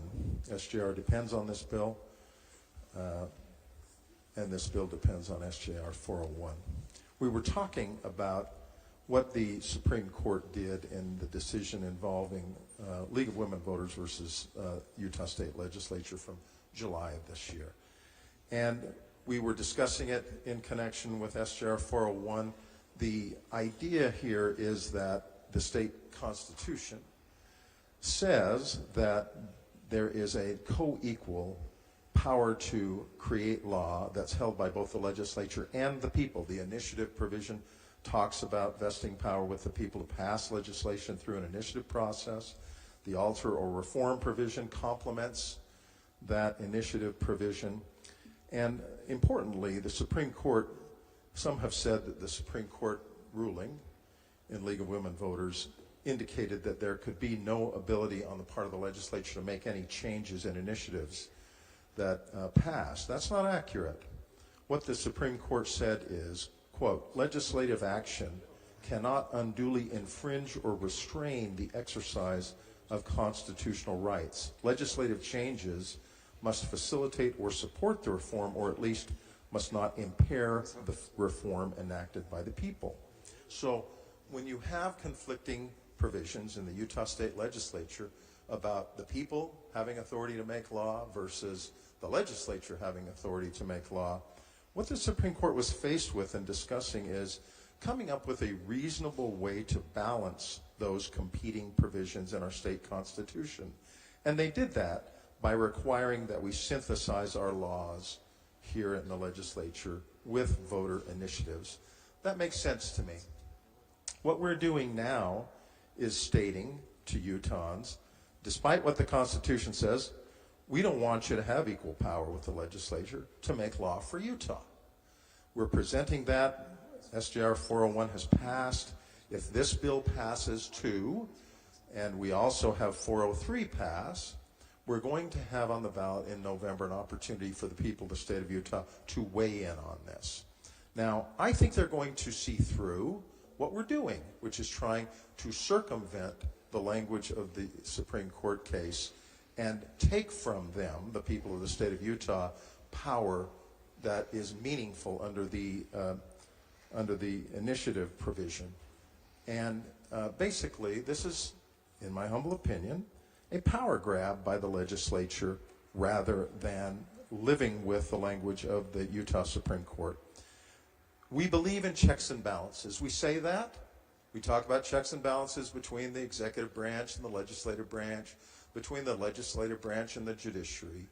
But the reality is that if we pass this bill, and we also pass 4003 to complement SJR 401, what we're going to be doing is taking all the power to make law for ourselves. Now, everyone in who says we have the right to present this to the people and ask for their input, that's correct. If we pass these three bills, that's exactly what we'll be doing. I would suggest, however, Mr. Speaker, that if we're trying to build goodwill and trust with the people of the state of Utah about what we in the Utah State Legislature are doing on their behalf, that this is not the best way to do it. This is legislative malpractice at best. So I would suggest that there's a reason that 62% of the people surveyed recently by Utah Foundation feel we're on the wrong track here in Utah. There's a reason that an industry survey from Utah Tech Leads that just came out today showed that 84% of the tech community opposes this bill. And we should not plow ahead in a way that is going to cause the people of the state of Utah to have even less confidence in us as their legislators than they already do. We should be acting just the opposite, spending our political capital to listening to them. Utahns deserve better. They deserve a government that listens to them, not one that rewrites legislative initiatives that they pass to enable the legislature to silence them. I encourage your no vote on this bill. Thank you. Thank you, Representative King. Further discussion to the bill. Representative Clancy. Thank you, Mr. Speaker. Would the sponsor yield to 2 questions? Representative Tusher, will you yield to a series of questions? Yes. Yes. Mr. Speaker, how has the initiative process worked hand in hand with the legislature for the past, say, 100 years or so? Well, that's a great question. The first initiative that was passed in this state was in 1960, 60 years after the initiative power was granted to the people. And as far as I can tell, throughout all of that time, including the most recent initiatives passed in 2018, the legislature has always tried to preserve the will and intent of the people in any future legislation that it passed to make changes to the initiative. Mr. Speaker, I would ask, for that entire period of time, would it be fair to say that the people haven't had any voice in government for that period of time that the initiative process has existed as such? Mr. Speaker, no. I don't think that's fair to say. I think it's fair to say that the people have been well represented both in the legislature by those that represent them here and also by the path to be able to propose whatever sort of ballot initiative that they want. And this legislation, especially Senate Bill 4002, has nothing to do to diminish the power of the people to bring forth initiatives.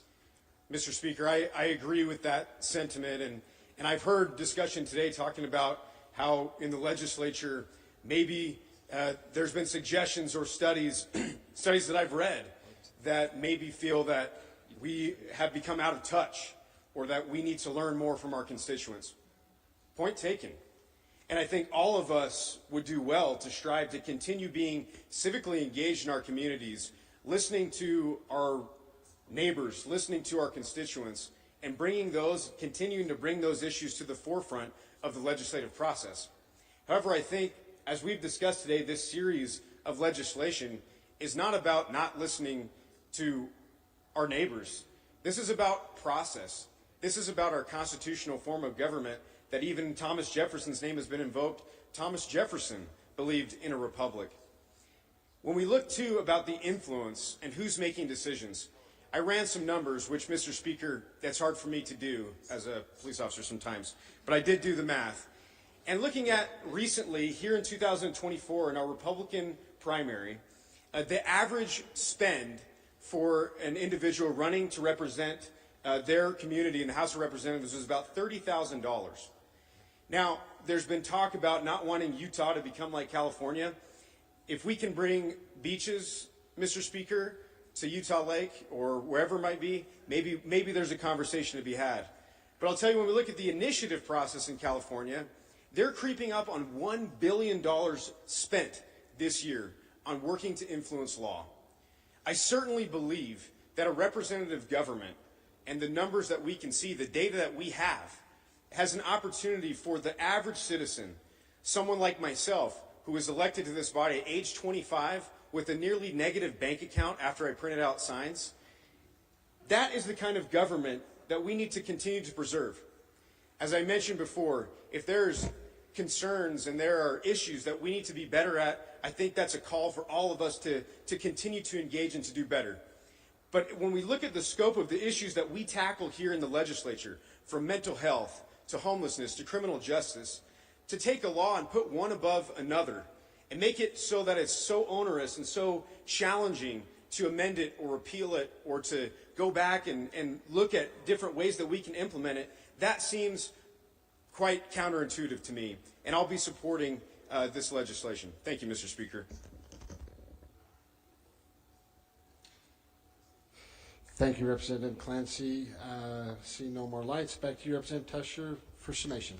Thank you, Mr. Speaker. I'll be quick. I just felt like it was important to address this idea of a power grab by the legislature. I think it's really interesting to say that I'm going to grab power by letting the people decide whether or not this is something that they should have the right to do or not. It doesn't really make any sense. There's a reason why the legislative powers have been set up the way that they are, and even though it's a co-equal power between both the people being able to bring initiatives or their elected representatives being able to run that process, that doesn't mean that we should have an equal amount of legislation in both of those.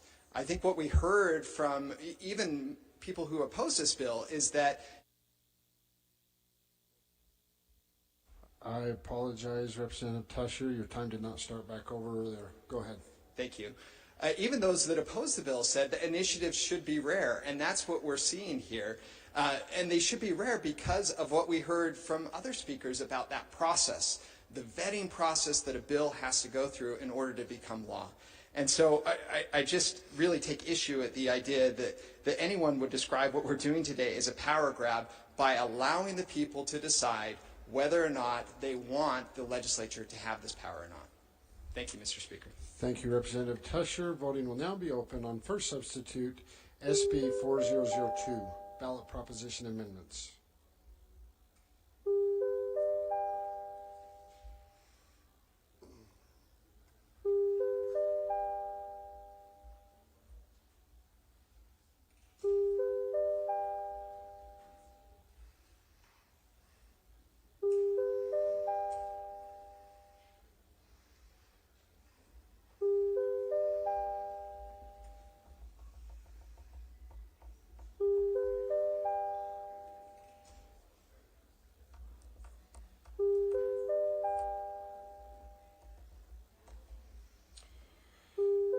Seeing all present having voted, voting is now closed. First substitute, SB 4002, passes this body with 54 yes votes, 20 no votes, will be signed by the Speaker and sent to the Senate for the signature of the President. Madam Reading Clerk. First substitute, Senate Bill 4003, statewide initiative and referendum amendments by Senator Collimore. The House sponsor is Representative Kyle. Representative Kyle. Thank you, Mr. Speaker. I'm excited to bring forth this bill in this session. There's been a lot of talk about listening to our constituents and listening to the people, and this will give the people more tools to be heard. And what this bill does is very simple. It does two things. It instructs the legislature to give deference to initiatives, while the current language says that the legislature may amend any initiative without deference, this will make the legislature or direct the legislature to give deference to initiatives, and leave intact the initial purpose of the initiative. It also makes clear that the legislature can mitigate the adverse fiscal impacts of an initiative. We have a fiscal responsibility to manage the budget, to balance the budget, and this makes clear that we have that role. Second, what it does is it extends the amount of time that the sponsors of a referendum petition have to gather signatures to qualify for a referendum on the ballot. It extends it by 20 days, or currently it's only 40 days. So that I think that's a very important role for a lot of us that have been involved in, it's a very important thing for a lot of us that have been involved in referendums. It's very welcome. So that's my presentation, and I'm excited for you guys to vote for it. It's an easy bill, good bill. Yeah. Thank you, Representative Kyle. Discussion to the bill. Seeing none, back to you, Representative Kyle, for summation. That was way too easy. It's a great bill. Vote for it. Thank you. Thank you, Representative Kyle. Voting will now be open on first substitute SB 4003, statewide initiative and referendum amendments.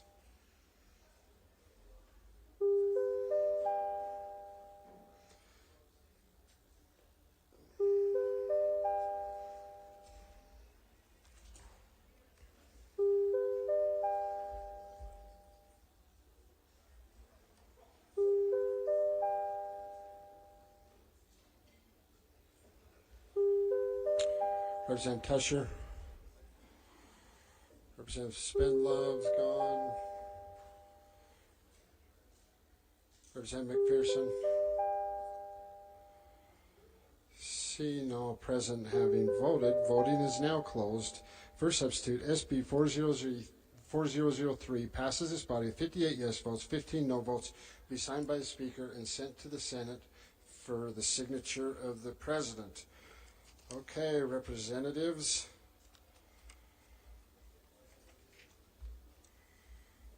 That brings us to the conclusion of the special session. We're going to go to Representative Lesser for a motion. Thank you, Mr. Speaker. I move that the Speaker be authorized to appoint a committee to meet with a light committee from the Senate to wait upon the Lieutenant Governor to inform her that the Legislature has completed its business and is ready to adjourn sine die. Thank you, Representative Lesser. I appoint the following as the committee to notify the Lieutenant Governor: Representative Barlow, Representative Clancy, and Representative Moss, Carol Moss. Okay, we're going to go to Representative Lisenby for a motion. Representative Lisenby. Thank you, Mr. Speaker. I move that the Speaker be authorized to appoint a committee to notify the Senate to inform that honorable body that the House has completed its business and is prepared to adjourn sine die. Thank you, Representative Lisenby. We'll go ahead and place that motion. All in favor say aye. Any opposed? Rule that motion passes, and I appoint the following as a committee to notify the Senate: Representative Wilcox, Representative Gracious, and Representative King. Okay, Representatives, we'll just hang out for a few minutes until we wait for the return of those committees.